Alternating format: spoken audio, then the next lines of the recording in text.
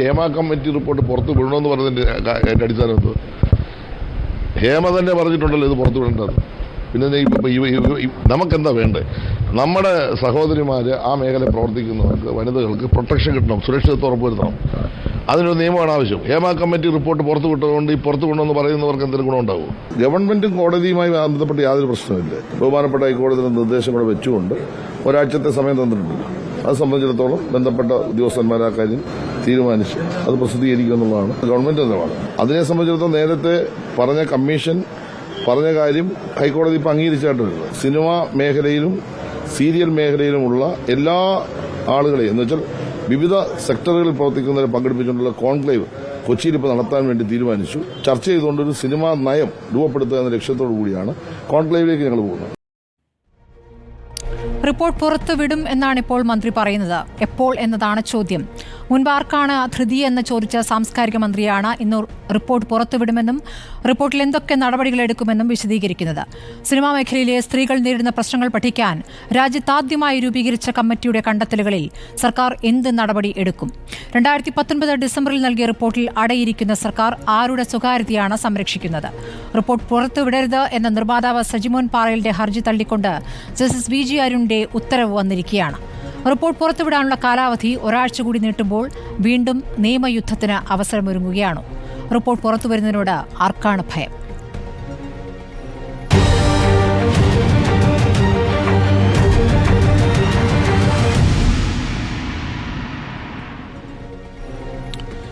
ചർച്ചയിൽ WCC പ്രതിനിധി ദീദി ദാമോദരൻ, ചലച്ചിത്ര പ്രവർത്തകൻ പ്രകാശ് ബാരെ, മാധ്യമപ്രവർത്തക ധന്യ രാജേന്ദ്രൻ, സാമൂഹ്യ നിരീക്ഷകൻ അഡ്വക്കേറ്റ് രാഹുൽ ഈശ്വർ എന്നിവരാണുള്ളത്.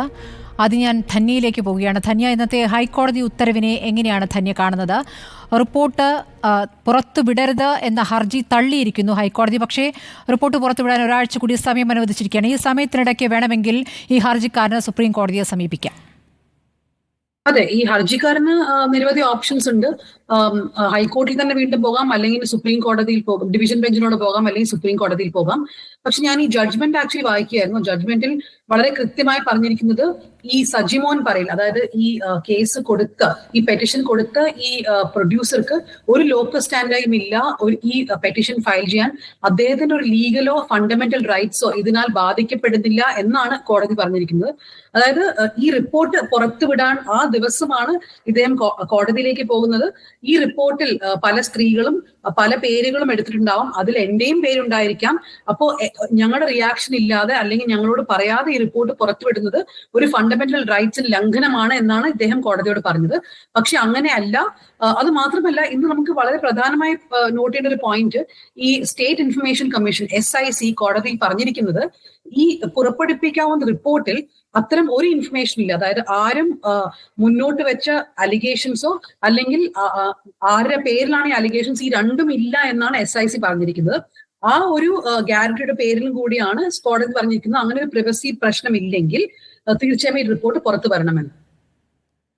തീർച്ചയായിട്ടും റിപ്പോർട്ട് പുറത്തുവിടണം. പക്ഷേ സർക്കാരിന് ഇക്കാര്യത്തിലുള്ള ആത്മാർത്ഥതയെ എങ്ങനെയാണ് ധന്യ കാണുന്നത്? സർക്കാരിന് ഈ കാര്യത്തിൽ ഒരു ആത്മാർത്ഥതയും ഇല്ല എന്ന് നമുക്ക് കൃത്യമായി അറിയാവുന്ന കാര്യമാണ്. അറ്റ്ലീസ്റ്റ് കഴിഞ്ഞ പല വർഷങ്ങളായി ഈ റിപ്പോർട്ട് ആദ്യം WCC ചീഫ് മിനിസ്റ്റർ പിണറായി വിജയനെ കണ്ടപ്പോൾ ഈ ഹേമ കമ്മിറ്റിയുടെ ഫോർമേഷൻ നടന്നപ്പോൾ നമ്മൾ എല്ലാവരും തന്നെ അതിനെ വെൽക്കം ചെയ്തതാണ്. അതായത് ആദ്യമായി ഒരു സിനിമ ഇൻഡസ്ട്രിയിൽ എന്താണ് ജെൻഡർ പാരിറ്റി ഉണ്ടോ ഇല്ലയോ, ഏത് രീതിയിലാണ് സ്ത്രീകൾ അവിടെ പ്രവർത്തിക്കുന്നത്, വർക്ക് ചെയ്യുന്നത്, ഇതെല്ലാം കണ്ടുപിടിക്കാൻ ഒരു കമ്മിറ്റി ആദ്യമായി ഒരു സംസ്ഥാന സർക്കാർ രൂപീകരിച്ചപ്പോൾ നമ്മൾ എല്ലാവരും തന്നെ അത് വെൽക്കം ചെയ്തതാണ്. പക്ഷെ ഈ കമ്മിറ്റി റിപ്പോർട്ട് കൊടുത്തതിന് ശേഷം സർക്കാർ നമ്മൾ എപ്പോഴും കണ്ടിരിക്കുന്നത് പല രീതിയിലുള്ള അവഗണനയാണ്. ഒന്ന്, സർക്കാർ ഈ റിപ്പോർട്ട് പുറപ്പെടുവിപ്പിക്കാൻ തയ്യാറേ ആയിരുന്നില്ല. അതിന്റെ റിഡാക്റ്റഡ് വേർഷനോ ഫുൾ വേർഷനോ ഒന്നും സർക്കാർ പുറപ്പെടുവിക്കാൻ തയ്യാറായിരുന്നില്ല. ജസ്റ്റിസ് ഹേമയോട് ചോദിക്കുമ്പോൾ പല പ്രാവശ്യവും അവരുടെ റിയാക്ഷൻസ് ആക്ച്വലി വളരെ ഇൻസെൻസിറ്റീവ് ആയിരുന്നു. ഒരു പ്രാവശ്യം എനിക്ക് ഓർമ്മയുണ്ട്, ജസ്റ്റിസ് ഹേമ പറഞ്ഞു, അവർക്ക് വേണമെങ്കിൽ വന്ന് പറയട്ടെ, ഈ സ്ത്രീകൾ വന്ന് പറയട്ടെ ആരുടെയൊക്കെയാണ് പേര് അവരെടുത്തത്, ധൈര്യമുണ്ടെങ്കിൽ അവർ പബ്ലിക്കായി പറയട്ടെ എന്നൊക്കെ. അപ്പോൾ വളരെ ഇൻസെൻസിറ്റീവായ റിയാക്ഷൻസ് ആണ് ചില സമയങ്ങളിൽ ജസ്റ്റിസ് ഹേമയിൽ നിന്നുണ്ടായത്. അത് മാത്രമല്ല, അവസാനം വളരെ പ്രഷർ വന്നപ്പോൾ ഗവൺമെന്റ് റിലീസ് ചെയ്തത് ഒരേ ഒരു പേജ് മാത്രമാണ്, വാട്ട് ആർ ദ റെക്കമെൻഡേഷൻസ്. അതും ഒരു തലയും വാലും ഇല്ലാത്തൊരു പേജാണ് ഗവൺമെന്റ് അന്ന് പുറപ്പെടുവിച്ചത്. പിന്നീട് പറഞ്ഞു കൾച്ചർ മിനിസ്ട്രി ഇതിൽ നോക്കും, അവരിതിനെ പഠിച്ച് എന്തൊക്കെയോ ചെയ്യുമെന്നൊക്കെ. പക്ഷെ അതും ഒട്ടും മുന്നോട്ട് പോയിട്ടില്ല. അതുകൊണ്ട് സർക്കാർ എനിക്ക് തോന്നുന്നു പരമാവധി ശ്രമിച്ചു ഈ റിപ്പോർട്ട് പുറത്തു വരരുത് എന്നത്. പക്ഷെ ചില മാധ്യമ പ്രവർത്തകർ ഈ RTI കമ്മീഷണറെ അപ്രോച്ച് ചെയ്യുകയും ആ ഒരു കമ്മീഷണർ ഈ റിപ്പോർട്ട് പുറത്തുവിടണം എന്ന് പറഞ്ഞുകൊണ്ട് മാത്രമാണ് എനിക്ക് തോന്നുന്നു ഇപ്പൊ ഈ റിപ്പോർട്ട് പുറത്തു വരാൻ പോകുന്നത്. പക്ഷെ ഏത് രൂപത്തിലായിരിക്കും വരിക എന്നതാണ് നമ്മുടെ മുന്നിലെ ചോദ്യം. അതിൽ എത്രത്തോളം റിപ്പോർട്ടിന്റെ അംശങ്ങൾ ഉണ്ടാവും, എത്രത്തോളം റിഡാക്ട് ചെയ്യും നമുക്ക് കൃത്യമായിട്ട് അറിയില്ല. ശരി, പ്രകാശ് ബാരെ, ഒരുപക്ഷെ WCCയെ പിന്തുണയ്ക്കുന്ന സിനിമാ മേഖലയിലെ ഏക പുരുഷൻ താങ്കളാണോ എന്ന് എനിക്ക് സംശയമുണ്ട്. ഈ ഘട്ടത്തിൽ ഹൈക്കോടതി വിധിയെ എത്രത്തോളം പ്രതീക്ഷയോടെയാണ് താങ്കൾ കാണുന്നത്? ഹൈക്കോടതി ഇങ്ങനെ ഒരു ഉത്തരവ് പുറപ്പെടുവിച്ചിരിക്കുന്നു, പക്ഷേ ഇനിയും ഈ പറഞ്ഞതുപോലെ ഈ ഒരാഴ്ച സമയത്തിനിടയ്ക്ക് സിനിമാ മേഖലയിൽ ഒരു സിനിമയേറ്റം നിർമ്മിച്ച വ്യക്തിയാണെന്ന് തോന്നുന്നു ഇദ്ദേഹം. അദ്ദേഹത്തിന് പെട്ടെന്ന് തന്നെ അദ്ദേഹത്തിൻ്റെ പേര് മോശമാക്കുമോ എന്ന ഒരു സംശയം വരികയും കോടതിയെ സമീപിക്കുകയും ചെയ്യുന്നു. ഈ പേര് പറഞ്ഞുകൊണ്ട് കോടതിയെ സമീപിച്ചുകൊണ്ട് തൻ്റെ പേരും ഈ റിപ്പോർട്ടിലുണ്ട് എന്ന് പറയുകയാണ്. അപ്പോൾ അദ്ദേഹം എന്താണ് ഇനി സംരക്ഷിക്കാൻ ശ്രമിക്കുന്നത് കാര്യം കൂടി സംശയകരമാണ്. ഇപ്പോൾ ഹർജി കാണുമ്പോൾ തന്നെ നമുക്കതിലൊരു കള്ളത്തരമുണ്ടെന്നും അല്ലെങ്കിൽ ഹർജിക്ക് പിന്നിൽ വേറെ ആരൊക്കെ ഉണ്ടെന്നും തോന്നാം. പക്ഷെ അങ്ങനെയൊരു പ്രതികരണം കോടതിയുടെ ഭാഗത്തുനിന്ന് ഉണ്ടായിട്ടില്ല. ഹർജിക്കാരുടെ സംശയങ്ങൾ അസ്ഥാനത്താണ് എന്ന് മാത്രമാണ് കോടതി പറയുന്നത്. എന്താണ് തോന്നുന്നത്? ഇതൊരു ന്യായമാണ്. ഈ മടിയിൽ കനമുള്ള ആൾക്കാർക്ക് വഴിയിൽ പേടിയുണ്ടാവും എന്ന് പറയുന്ന പോലെ ആരൊക്കെയോ ഈ റിപ്പോർട്ടിനെ പേടിക്കുന്നുണ്ട്. ഈ സജിമോൻ ഒരു ബിനാമിയാണെന്ന് വളരെ വ്യക്തമാണ്. അങ്ങനെയുള്ള ആളെ പറ്റി ഞാൻ കേട്ടിട്ടുമില്ല. അങ്ങനെ ഒരാളെ പറ്റിയിട്ട് എന്തെങ്കിലും ഇവിടെ ആരോപണങ്ങൾ ഉള്ളതായിട്ടും നമ്മൾ കേട്ടിട്ടില്ല. സോ ഇത് ഇനിയും ഇതിനകത്ത് ഹേർഡിൽസ് ഉണ്ടാവും എന്നുള്ളതിൽ യാതൊരു സംശയമില്ല. കാരണം ചില ആൾക്കാർ കാര്യമായി പേടിച്ചിട്ടുണ്ട്. ഇതൊരു പോസിറ്റീവ് മൂവാണ്. ഇതിൻ്റെ ഒരു ആവശ്യം വളരെ വ്യക്തമായിരുന്നു. കാരണം ഈ ഫിസിക്കലിയും സെക്ഷുവലിയും സിനിമാ മേഖലയിലുള്ള ഒരു സ്ത്രീ അറ്റാക്ക് ചെയ്യുമ്പോൾ അതിൻ്റെ പിന്നക്കളിലെത്തിയ സമയത്താണ് ഈ WCC ഫോം ചെയ്യുന്നതും സർക്കാരിന് തന്നെ ഇതിൻ്റെ അകത്ത് ഇടപെടണം, എന്തെങ്കിലും ചെയ്യണമെന്ന് തോന്നുന്നതും ഹേമ കമ്മീഷനെ നിയമിക്കുന്നതും അതൊക്കെ വളരെ പോസിറ്റീവായിട്ടുള്ള കാര്യങ്ങളാണ്. പക്ഷേ ഒരു തവണ ഈ കാര്യങ്ങളൊക്കെ പുറത്തു വരുന്നതോട് കൂടിയിട്ട് ഇത് ഭയങ്കരമായിട്ടുള്ള ഒരു എക്സ്പ്ലോസീവ് ആയിട്ടുള്ള ഒരു കാര്യമാണെന്ന് തോന്നിയത് കൊണ്ടാകാം, അല്ലെങ്കിൽ ഇലക്ട്രൽ പൊളിറ്റിക്സിൽ ഇതിൻ്റെ ഗുണവും ഇതിൻ്റെ മെച്ചവും ഇതിൻ്റെ ദോഷവും ഒക്കെ കണക്കൂട്ടിയിട്ടാവാം ഇത് പുറത്തു വരേണ്ടതില്ല എന്നുള്ള രീതിയിൽ ഗവൺമെൻറ്റിൻ്റെ ഒരു നയമുണ്ടായിരിക്കുന്നത്, അല്ലെങ്കിൽ മൊത്തത്തിൽ സിസ്റ്റം. അപ്പോൾ അതിനെ ബ്രേക്ക് ചെയ്തിട്ട് ഇത് പുറത്തു വരിക എന്നുള്ളത് വളരെ ഇമ്പോർട്ടൻ്റ് ആണ്. കാരണം പ്രശ്നങ്ങൾ പുറത്തു വരണം. പ്രശ്നങ്ങൾ അറിഞ്ഞു കഴിഞ്ഞാലേ അതിനുള്ള സൊല്യൂഷൻ നമുക്ക് ഉണ്ടാക്കാൻ പറ്റുള്ളൂ. ഇതൊക്കെ സംഭവിക്കുന്നതിന് മുമ്പ് ഞാൻ ഈ സിനിമാ രംഗത്ത് ആദ്യമായി വരുന്ന സമയത്ത് തന്നെ ഐ വാസ് റിയലി സർപ്രൈസ്. ഭയങ്കരമായിട്ടുള്ള ഒരു അത്ഭുതപ്പെടുത്തുന്ന ഒരു പാട്രിയാർക്കിയുടെ ഒരു ഹൈറാർക്കി, ഒരു സിസ്റ്റമാണ് ഇവിടെ ഉള്ളത്. സെറ്റിലുള്ള ഏറ്റവും ജൂനിയർ ആയിട്ടുള്ള ഏറ്റവും പിന്നെ ഹൈ പവറിലിരിക്കുന്ന അല്ലാത്ത ആൾക്കാർ പോലും, ജോലിക്കാരും എല്ലാവരും സ്ത്രീകളെ കാണുന്നത്, അവരെ എത്ര വലിയ താര പദവിയിലുള്ള സ്ത്രീ ആണെങ്കിൽ പോലും അവരെ അത് എന്ന് വിളിക്കുക, അല്ലെങ്കിൽ അവരെ പറ്റിയിട്ടോ അതവിടെ ഫിലിം ഇങ്ങനെ തിന്നുകൊണ്ടിരിക്കേണ്ടത് അത് പറയുകയും ബാക്കി എല്ലാവരും ചിരിക്കുകയും അങ്ങനെ ചെയ്യാം എന്നുള്ള ഒരു ക്ലൈമറ്റാണ്. അപ്പോൾ അത് കാണുമ്പോൾ തന്നെ ഇത് വളരെയധികം മാറ്റങ്ങൾ വരേണ്ട ഒരു ഫീൽഡാണെന്ന് നമ്മളെപ്പോലുള്ള ആൾക്കാർക്ക് തോന്നുന്നുണ്ടായിരുന്നു. പക്ഷെ ഇപ്പോൾ ഈ ഒരു ഫിസിക്കൽ അറ്റാക്കും സെക്ഷൽ അറ്റാക്കും ഒക്കെ കഴിഞ്ഞതിന് ശേഷം വളരെ കൃത്യമായിട്ട് നമുക്കൊക്കെ ബോധ്യപ്പെട്ടതിൻ്റെ ഫലമായിട്ടുണ്ടായതാണ് ഈ ഹേമ കമ്മീഷൻ റിപ്പോർട്ട്. അത് പുറത്തു വരേണ്ടിയിരിക്കുന്നു. അതിൽ ചില പേരുകളൊക്കെ മാറ്റി വെച്ച് കഴിഞ്ഞാലും പ്രശ്നങ്ങളൊന്നുമല്ല. ഒരാളെ ശിക്ഷിക്കാൻ വേണ്ടിയിട്ടൊന്നുമല്ല നമ്മൾ ഇതിന് നോക്കുന്നത്. ഇത് എന്തൊക്കെ പ്രശ്നങ്ങളാണ് ഇവിടെ ഉള്ളത്, ആ പ്രശ്നങ്ങൾ എങ്ങനെയാണ് പരിഹരിക്കേണ്ടത്, എന്തുകൊണ്ടാണ് AMMA പോലുള്ള ഓർഗനൈസേഷൻസിലൊക്കെ ഇപ്പോഴും ഇത്രയും കാലം കഴിഞ്ഞിട്ടും WCC ഒക്കെ കഴിഞ്ഞിട്ടും ഇനിയും അവർ പാഠങ്ങൾ പഠിക്കാത്തത്. ഇപ്പോഴും വേട്ടക്കാരനെ കെട്ടിപ്പിടിച്ച് നിൽക്കുകയാണ് അവർ. ഇപ്പോഴും ഇതിലെ സർവൈവറിൻ്റെ കൂടെ നിൽക്കാൻ അവർക്ക് ഇനിയും ത്രാണി ഉണ്ടായിട്ടില്ല. ഇപ്പോഴും അവരുടെ ഓർഗനൈസേഷനിൽ ഇലക്ഷൻ നടക്കുമ്പോൾ അയ്യോ നമ്മൾ പറഞ്ഞ പോലെ വേണ്ടുന്നത്ര സ്ത്രീകൾ ഇതിൻ്റെ അകത്ത് ഇല്ലല്ലോ എന്നൊരു ആഫ്റ്റർ തോട്ടായിട്ടാണ് അവർക്ക് വരുന്നത്. ഇതൊക്കെ മാറണമെങ്കിൽ ICC വേണം. ഓരോ യൂണിറ്റിൻ്റെ അകത്തും ICC വേണമെന്നുള്ളത് നിയമപരമായിട്ടുള്ള ബാധ്യത പോലും കാറ്റിപ്പറത്തിക്കൊണ്ട് അതിനെ ഡൈല്യൂട്ട് ചെയ്യാൻ വേണ്ടിയിട്ട് ഉള്ള ശ്രമങ്ങൾ വരെ നടത്താനുള്ള ചങ്കൂറ്റം ഇവർക്കുണ്ട്. ഈ മാത്രമല്ല, കാര്യങ്ങളൊക്കെ വേട്ടക്കാരന്റെ സ്വകാര്യതയെക്കുറിച്ചാണ് എല്ലാവർക്കും ആശങ്ക. വേട്ടക്കാരുടെ സ്വകാര്യതയെക്കുറിച്ച്, ആ സ്വകാര്യത നഷ്ടപ്പെടുമോ, അത് പുറത്തു വരുമോ എന്നുള്ളതാണ്. ഞാൻ താങ്കളിലേക്ക് വരാം പ്രകാശ് പാരി. ഇപ്പോൾ സിനിമാ പ്രവർത്തക മാലാ പാർവതിയും ടെലിഫോൺ ലൈനിലുണ്ട്. ശ്രീമതി മാലാ പാർവതി, നമ്മൾ ഈ വിധി വന്ന സമയത്ത് രാവിലെ ഒന്ന് പ്രതികരിച്ചാണ്, പക്ഷേ വൈകുന്നേരത്തെ പ്രേക്ഷകർക്കായി ഇപ്പോൾ വിധിയുടെ കുറച്ചുകൂടി വിവരങ്ങൾ പുറത്തു വരുന്നുണ്ട്. മലയാള സിനിമയിലെ സ്ത്രീവിരുദ്ധ സമീപനം ഇല്ലാതാക്കപ്പെടണമെന്നാണ് ഹൈക്കോടതി പറഞ്ഞിരിക്കുന്നത്. സർക്കാർ ഇതിനാവശ്യമായ നടപടികൾ സ്വീകരിക്കണം.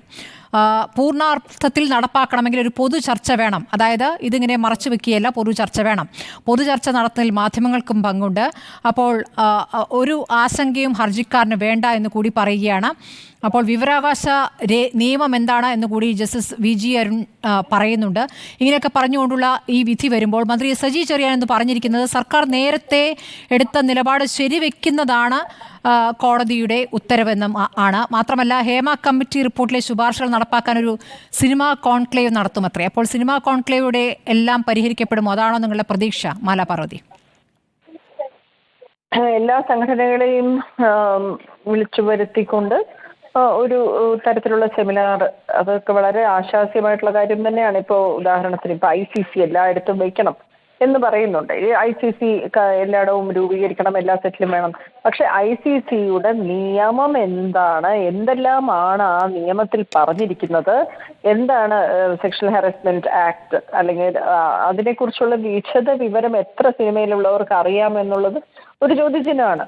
അപ്പൊ ഞാൻ പിന്നെ ഞങ്ങളുടെ ആക്ടേഴ്സിന്റെ സംഘടനയിൽ ICCയിൽ നിന്ന് രാജിവെച്ച സമയത്ത് എനിക്ക് അവിടെ പറയണം എന്നുണ്ടായിരുന്നു, ആ കമ്മിറ്റിയിൽ എന്തുകൊണ്ടാണ് ഞാൻ രാജിവെക്കുന്നത് എന്ന് ജനറൽ ബോഡിയിൽ എനിക്ക് എനിക്ക് പറയണം എന്നുണ്ടായിരുന്നു. ഞാൻ ആ സമയത്ത് ഒരു മെയിൽ അയച്ചിരുന്നു. പക്ഷെ അതിന് എനിക്കൊരു മറുപടിയും വന്നില്ല. എനിക്ക് അവിടെ അവതരിപ്പിക്കാനുള്ള അവസരവും ലഭിച്ചില്ല. അപ്പോൾ അതുകൊണ്ട് തന്നെ ഇതൊന്നും വ്യക്തികൾക്കെതിരെ അല്ല, ഇതൊരു സിസ്റ്റം മാറുന്നതിന് വേണ്ടിയാണെന്ന് നമ്മൾ കുറേ കാലം കൊണ്ട് ഇതാണ് നമ്മൾ പറഞ്ഞുകൊണ്ടിരിക്കുന്നത്. ഒരു സിസ്റ്റമാണ് മാറണം. ആരെയും വ്യക്തിപരമായി പിടിച്ച് ജയിലിടാനോ ആരെയും ആക്ഷേപിക്കാനോ ഒന്നുമല്ല. പക്ഷെ നാളെ നമ്മളൊരു സമൂഹത്തിൽ ഒരു കാലഘട്ടത്തിൽ ജീവിച്ചിരിക്കുന്ന ആൾക്കാർ നല്ല നാളേക്ക് വേണ്ടിയുള്ള കാര്യങ്ങൾ ചെയ്തു വെക്കണം. എവിടെയെങ്കിലും ചൂഷണം നടക്കുന്നുണ്ടെങ്കിൽ, എവിടെയെങ്കിലും മാറ്റി നിർത്തലുകളോ അല്ലെങ്കിൽ മിസോജിനിസ്റ്റ് ആയിട്ടുള്ള കമന്റുകളോ അല്ലെങ്കിൽ സ്ത്രീകൾക്ക് എതിരെയുള്ള കാര്യങ്ങൾ നടക്കുമ്പോഴോ അതൊന്നും നടക്കാത്ത നല്ലൊരു എൻവയോൺമെന്റ് ഉണ്ടാവാനായിട്ട് ഇന്ന് ജീവിച്ചിരിക്കുന്നവർ പ്രവർത്തിക്കണം. അതിനുവേണ്ടിയാണ് ഈ ശ്രമങ്ങൾ അത്രയും. അപ്പോൾ അത് ഒരു കോൺക്ലേവിലൂടെ എല്ലാവർക്കും മനസ്സിലാവുന്ന തരത്തിലുള്ള സെമിനാർ നടത്തുകയും എല്ലാവരും അതിനകത്ത് പങ്കെടുക്കുകയും ഒക്കെ ചെയ്യുവാണെങ്കിൽ നല്ലത്. പക്ഷെ വെറുതെ ഒരു ചടങ്ങിന് വേണ്ടി എല്ലാത്തിനും ഓരോ മെമ്പേഴ്സ് വന്നിരുന്ന് ടോപ്പിലെ ആൾക്കാർ കേട്ടാൽ മാത്രമേ ഇതുകൊണ്ട് ഒരു കാര്യമില്ല. ഈ കോൺക്ലേവ് നടത്തുന്നതിന് മുൻപ് തന്നെ റിപ്പോർട്ട് പുറത്തുവിടുക എന്നുള്ള ഒരു പ്രാഥമികമായ വിഷയമുണ്ടല്ലോ, അത് തന്നെ എഡിറ്റഡ് വേർഷൻ പുറത്തുവിടുന്നു എന്നുള്ള ആലോചനയാണ് ഇപ്പോൾ നടക്കുന്നത്. ഇതിപ്പോൾ വിവരാവകാശ കമ്മീഷനായാലും ആരെയും വേദനിപ്പിക്കാതെ വിവരങ്ങൾ പുറത്തുവിട്ടാൽ മതി എന്ന് പറയുന്നു. അത് മാറ്റങ്ങൾ വരുത്താനുള്ള കാര്യങ്ങൾ മാത്രമെന്ന് പറയുന്നു. അത് എത്രത്തോളം അംഗീകരിക്കുന്നുണ്ട് നിങ്ങൾ വനിതാ പ്രവർത്തകർ? ഇപ്പൊ ഇത് WCC ആണ് ഇത് ആവശ്യപ്പെട്ടത്. അവരോട് തന്നെയാണ് ഇതിന്റെ ചോദ്യം ചോദിക്കേണ്ടത്. അവർ വളരെ ഏറ്റവും കൂടുതൽ സമൂഹത്തിൽ അത്രയും അംഗീകാരമുള്ള വ്യക്തികളാണ്. അവർ അത്രയും ഫൈറ്റ് ചെയ്തിട്ട് ചെയ്തതാണ്. അതിന്റെ ഒരു അവകാശവാദം പിടിച്ചെടുക്കാൻ ഞാൻ ആളല്ല, ഞാൻ അങ്ങനെ അതിന്റെ പ്രവർത്തകയുമല്ല. പക്ഷെ എങ്കിലും എന്നെ സംബന്ധിച്ച് ഞാൻ പറയുകയാണെങ്കിൽ ഞാൻ അതിന്റെ പൂർണ്ണമായി ഒന്നും വന്നില്ലെങ്കിലും ആ ഇക്വിലിബ്രിയം ഒന്നും തെറ്റിക്കുമെന്ന് ഞാൻ ഇത്രയും വർഷത്തെ എന്റെ അനുഭവം, 54 വയസ്സായി എനിക്ക്, കുറേ കാലം കൊണ്ട് സമൂഹത്തിന്റെ ബാലൻസോ ഇക്വിലിബ്രിയമോ മാറ്റുന്ന ഒരു തീരുമാനവും സ്റ്റേറ്റിൽ നിന്നുണ്ടാവില്ല എന്ന് മനസ്സിലാക്കാനുള്ള ഒരു സാമാന്യ ബോധമോ അല്ലെങ്കിൽ ഒരു പെസിമിസമോ എനിക്കുണ്ട്. ഞാൻ അങ്ങനെ ഒന്നും വിശ്വസിക്കുന്നില്ല. അങ്ങനെ പെട്ടെന്നതായി ഇപ്പൊ ഒരു പൂങ്കാവനം ഉണ്ടാവും അല്ലെങ്കിൽ ഇപ്പൊ എല്ലാം മാറും, പെട്രയാർക്കി മാറും, അങ്ങനെയൊന്നും ഞാൻ വിശ്വസിക്കുന്നില്ല. പെട്ടെന്നൊന്നും മാറണ്ട. പക്ഷേ മാലാ പാർവതി, നമ്മുടെ സൊസൈറ്റി എത്രത്തോളം മാറിയിരിക്കുന്നു. ഇവിടെ അനീതിയും അക്രമവും ബലാത്സംഗവും ഒന്നും നടക്കുന്നില്ല എന്നല്ല, ഓരോന്നും നടക്കുമ്പോൾ അത് ചോദ്യം ചെയ്യപ്പെടുകയും ആളുകളുടെ, പ്രത്യേകിച്ച് രാഷ്ട്രീയ നേതാക്കളുടെ പ്രതികരണങ്ങൾ അടക്കം ഓഡിറ്റ് ചെയ്യപ്പെടുന്ന ഒരു പ്രത്യേക കാലമാണല്ലോ ഇത്. എന്തുകൊണ്ട് സിനിമാ പ്രവർത്തകർക്കിടയിൽ അത് സംഭവിക്കുന്നില്ല? അല്ല, അത് തീർച്ചയായിട്ടും അത് ഉണ്ടാവും. അല്ലെങ്കിൽ അങ്ങനെ മാറി എന്ന് പുറമേ ഒരു ഇതാണെങ്കിൽ പോലും നമ്മളതിന്റെ ആ തുടക്കത്തിലുള്ള ഒരു ബഹളം, പിന്നീട് പരാതി കൊടുത്ത ആൾക്കാർ പലപ്പോഴും ഒറ്റപ്പെടുന്നത് തന്നെയാണ് ഞാൻ കണ്ടിട്ടുള്ളത്. മനസ്സിലായോ?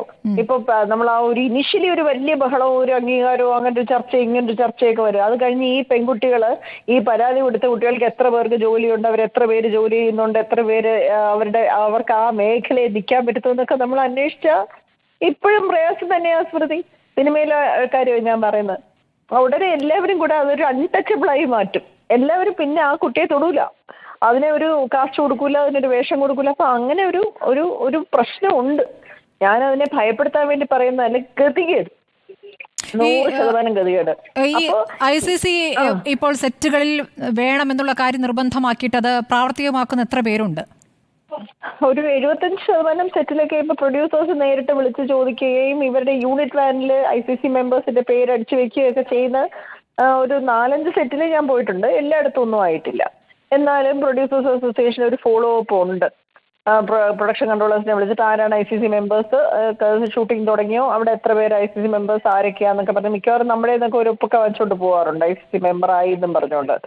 ഞാൻ അഭിനയിച്ച ഒരുപാട് സിനിമകളൊന്നും ഞാൻ അഭിനയിക്കുന്നില്ല, പക്ഷെ 3-4 സിനിമകളിൽ ഞാൻ അഭിനയിച്ചതിലും എല്ലാം തന്നെ ആ ഒപ്പ് ഞാൻ ഇട്ട് കൊടുത്തിട്ടുണ്ടായിരുന്നു. എക്സ്റ്റേണൽ കമ്മിറ്റി ആരാ വെക്കണം എന്നൊക്കെ നമ്മുടെ ചിലർ ചോദിക്കുന്നൊക്കെ ഉണ്ടായിരുന്നു ഞാൻ അഭിനയിച്ചത്. പക്ഷെ ഇതെല്ലാമാണെങ്കിലും ഈ ഹേമ കമ്മിറ്റി റിപ്പോർട്ട് പുറത്തു വന്നു കഴിഞ്ഞാലുള്ള ഗുണം എന്ന് പറയുന്നത് എന്താണ് സിറ്റുവേഷൻ ആദ്യം അറിഞ്ഞിട്ട് പിന്നല്ലേ അനാലിസിസ്. സിറ്റുവേഷൻ തന്നെ പുറത്തു വരാൻ ആരും അനുവദിക്കുന്നില്ലല്ലോ. എന്താണ് സജിമോൻ പാറയിൽ പോലെ ഒരു വ്യക്തിയുടെ പ്രശ്നം? എന്താണ് അദ്ദേഹത്തിന്റെ പ്രശ്നം? അദ്ദേഹം പറയുന്നു ഇത് പൊതു താല്പര്യത്തിനെതിരാണെന്ന്. ആ സ്ത്രീകൾ ഒരുപാട് നല്ല ഫൈറ്റിന് ശേഷമാണ്, ഒരുപാട് സമരങ്ങൾക്ക് ശേഷമാണ് ഒരു ഹേമ കമ്മീഷൻ ഉണ്ടായത്. അത് പക്ഷെ പെട്ടെന്ന് തന്നെ അതിനെ ലൈറ്റാക്കി കമ്മീഷൻ മാറി കമ്മിറ്റിയായി. അങ്ങനെ നോക്കൂ എങ്ങനെയാണ് അത് സംഭവിച്ചത്. കമ്മീഷൻ മാറി കമ്മിറ്റി ആകുമ്പോൾ പവർ കംപ്ലീറ്റ് ആയിട്ട് പോയി ആ ഒരു കാര്യത്തിന്റെ. ഈ കമ്മിറ്റിയിലെ അംഗം ശാരദ നേരത്തെ നടത്തിയ പ്രതികരണങ്ങൾ പോലും നമ്മുടെ മുന്നിലുണ്ട്. അവരൊക്കെ സിനിമയിൽ ഉണ്ടായിരുന്ന കാലത്ത് കണ്ടുവന്ന ചില കാര്യങ്ങളുണ്ട്. അതൊന്നും തന്നെ ഒരു പിഴവല്ല എന്ന് മനസ്സിലാക്കുന്ന ഒരാൾ കൂടി കമ്മിറ്റിയിൽ ഉണ്ടാകുമ്പോൾ എന്ത് തരം ഒരു മാറ്റമാണ് നടപ്പാവുക എന്നൊരു ചോദ്യം കൂടി ഇല്ലേ? അല്ലെ, ഇവര് കൂട്ടായ്മയാണല്ലോ. ഇപ്പൊ നമ്മളൊക്കെ ചെന്നിരുന്നത് അവരുടെയൊക്കെ മുമ്പിൽ തന്നെയാണ് പറയുന്നത്. ഹേമ മാഡം ഉണ്ടായിരുന്നു, മത്സരകുമാരി മാഡം ഉണ്ടായിരുന്നു, അങ്ങനെയൊക്കെ ഉണ്ടായിരുന്നു. അപ്പം നമ്മള് മത്സരകുമാരി മാഡം ഒക്കെ നമ്മൾ വളരെ വിശ്വസിച്ചാണ് അവരോട് പറഞ്ഞത്. ഞാനൊക്കെ പറഞ്ഞിട്ടുണ്ട്, നമ്മുടെ ഒക്കെ വളരെ ഓണസ്റ്റ് ആയിട്ടുള്ള ഒപ്പീനിയൻ നമ്മളൊക്കെ പറഞ്ഞ ആൾക്കാരാണ്. അപ്പൊ ഇത് ഒരു ഒരു വ്യക്തിയുടെയും പേര് വരുമെന്ന് സ്മൃതി വിചാരിക്കുക വേണ്ട, അങ്ങനെയൊന്നും സംഭവിക്കാനേ പോകുന്നില്ല. പക്ഷേ ഇങ്ങനെയൊക്കെ സിറ്റുവേഷൻസിലൂടെയാണ് കടന്നു പോകുന്നത്. ഇന്ന സൗകര്യമില്ല ഇതൊക്കെ ചെയ്യണമെന്നൊക്കെ ഒരു പഠനം വന്നാൽ അത് നാളേക്ക് കുറച്ച് കാര്യങ്ങൾ അതിൽ നിന്നും മനസ്സിലാക്കി ഇംപ്ലിമെന്റ് ചെയ്താൽ കൊള്ളാം. പേര് പുറത്തു വരണം എന്ന മാലാ പാർവതി ആഗ്രഹിക്കുന്നുണ്ടോ? ചിലരെങ്കിലും പേര് പുറത്തു വന്നാലേ നന്നാവൂ എന്ന ചില ആളുകൾ ഉണ്ടാവും. അങ്ങനെ പറയണം എന്നാണ് ഞാൻ മനസ്സുകൊണ്ട് അങ്ങനെ നടക്കൂല എന്നുള്ളതാണ് എന്റെ വിശ്വാസം. അങ്ങനെ ഞാൻ പറയുകയാണ്, ഓക്കെ എല്ലാ പേരും പുറത്തു വരണം. എന്നിട്ട് എന്ത് ചെയ്യാനാ സ്മൃതി? ഒന്നും വരാൻ പോകുന്നില്ല. വെറുതെ എന്തിനാ അങ്ങനെ ഒരു കാര്യം പറയുന്നത്? അങ്ങനെ ഒന്നും വരൂല. കാരണം ആരുടെയും പേര് വരില്ല. ഈ ഒരു ഇക്വിലിബ്രിയം വിട്ടിട്ടുള്ള ഒരു കളി നടക്കൂല. അതാണ് ഒരു കഷ്ടം. സർക്കാരിന് ഈ വ്യവസായം തകരുമെന്ന ഭീതിയാണ്. കാരണം അല്ല, അത് മാത്രമല്ല. കാരണം എന്ന് വെച്ചാൽ ഇപ്പൊ നമ്മളൊരു കമ്മീഷന്റെ ഒരു ആളൊരു പേര് പറഞ്ഞാല് അത് കമ്മീഷനായിരുന്നെങ്കിൽ ആക്ഷൻ എടുക്കണം. അതുകൊണ്ടാണ് കമ്മീഷൻ മാറ്റി കമ്മിറ്റി ആക്കിയത്. ഇനി ആ പേര് പുറത്തു വന്നാൽ അതിന് നിയമപരമായി ആക്ഷൻ എടുത്തേ പറ്റുള്ളൂ. നിയമപരമായ ആക്ഷൻ എടുക്കാനായിട്ടുള്ള സിറ്റുവേഷൻ ഒന്നും നിലവിലില്ല. ഏത് കാലഘട്ടത്തിൽ നിന്ന് തുടങ്ങും? അതിന് മുമ്പ് മരിച്ചുപോയവരൊക്കെ രക്ഷപ്പെട്ടോ? അങ്ങനെ ഒരുപാട് ചോദ്യങ്ങളുണ്ട് ഇതിനകത്ത്. എവിടെ നിന്ന് തുടങ്ങണം? സിനിമ തുടങ്ങിയ കാലം മുതല് വലിയ വലിയ പേരുകളെല്ലാം എത്ര കഥകളാണ് നമ്മളൊക്കെ കേട്ടിട്ടുള്ളത് അല്ലേ? ഒരുപാട് ഒരുപാട്. അപ്പൊ അവർ കുറെ ആൾക്കാർ മരിച്ചുപോയി. ഇപ്പൊ ജീവിച്ചിരിക്കുന്നവർ മാത്രമേ അതിന്റെ പ്രശ്നത്തിൽ വരുള്ളൂ. ഇതൊരു സിസ്റ്റം ആയിരുന്നല്ലോ. അപ്പൊ ഈ സിസ്റ്റം മാറുക അതിനൊരു നിയമം തുടങ്ങുന്നതിന് മുമ്പുള്ള കാര്യങ്ങളെ കുറിച്ച് പറഞ്ഞുകൊണ്ടിരുന്നിട്ട് അത് അങ്ങനെ ചെയ്യില്ല ഒരു ഗവൺമെന്റ്. ബിക്കോസ് അതൊരു ഭയങ്കര ഇൻസ്റ്റബിലിറ്റി ഉണ്ടാക്കും. അതുകൊണ്ടാണ് ഞാൻ പറയുന്നത് അങ്ങനെ ചെയ്യൂല. കാരണം നിയമപരമായി നടത്തുക, അതിനൊരു തെളിവെടുപ്പ് ഒന്നും പ്രാവർത്തികമല്ല. അപ്പൊ അത് അവർ ചെയ്യില്ല. അത് എന്റെ ഒരു അറിവാണ്. അത് എനിക്ക് എന്ത് ചെയ്യാൻ പറ്റും? എന്നോട് കഴിഞ്ഞ ചാനലുകളിൽ നിന്നൊക്കെ വിളിച്ചവർക്ക് ചോദിച്ചു അതെന്താ നിങ്ങൾ അങ്ങനെ പറയാത്തത്? അതെന്റെ ഒരു പക്വതയായിരിക്കാം, എൻ്റെ ഒരു അറിവായിരിക്കാം.